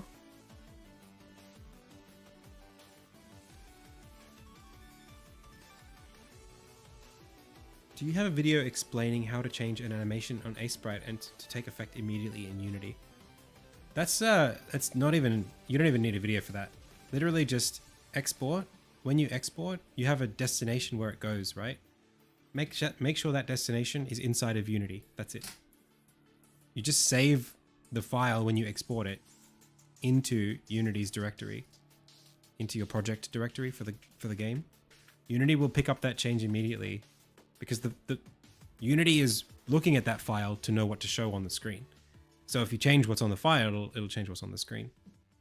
Sometimes you may need to re-import, but that happens by default with Unity, unless you've turned that off. Yeah. Like, just save into your project directory. That's it.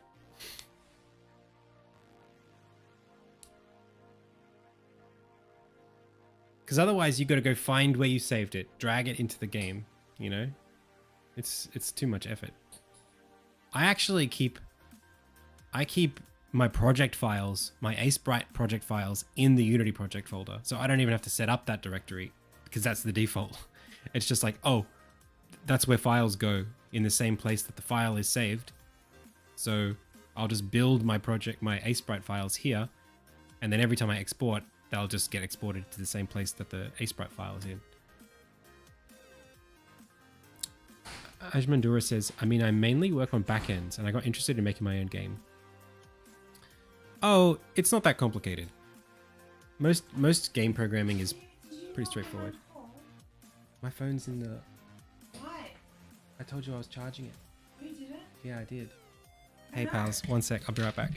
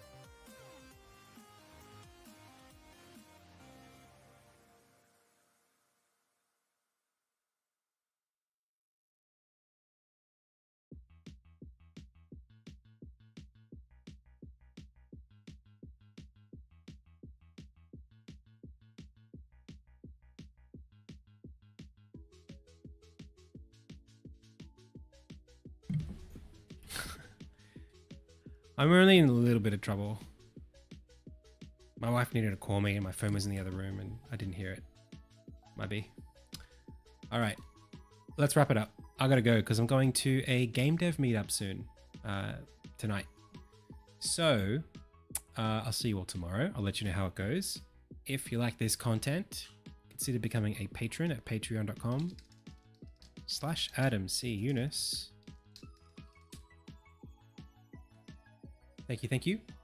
For those of you on Twitch, we're about to go raid somebody else. For those of you on YouTube, come join us on Twitch if you want to catch some more game dev content.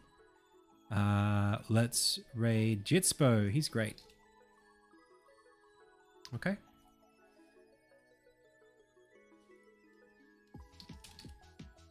that's it. That's the stream.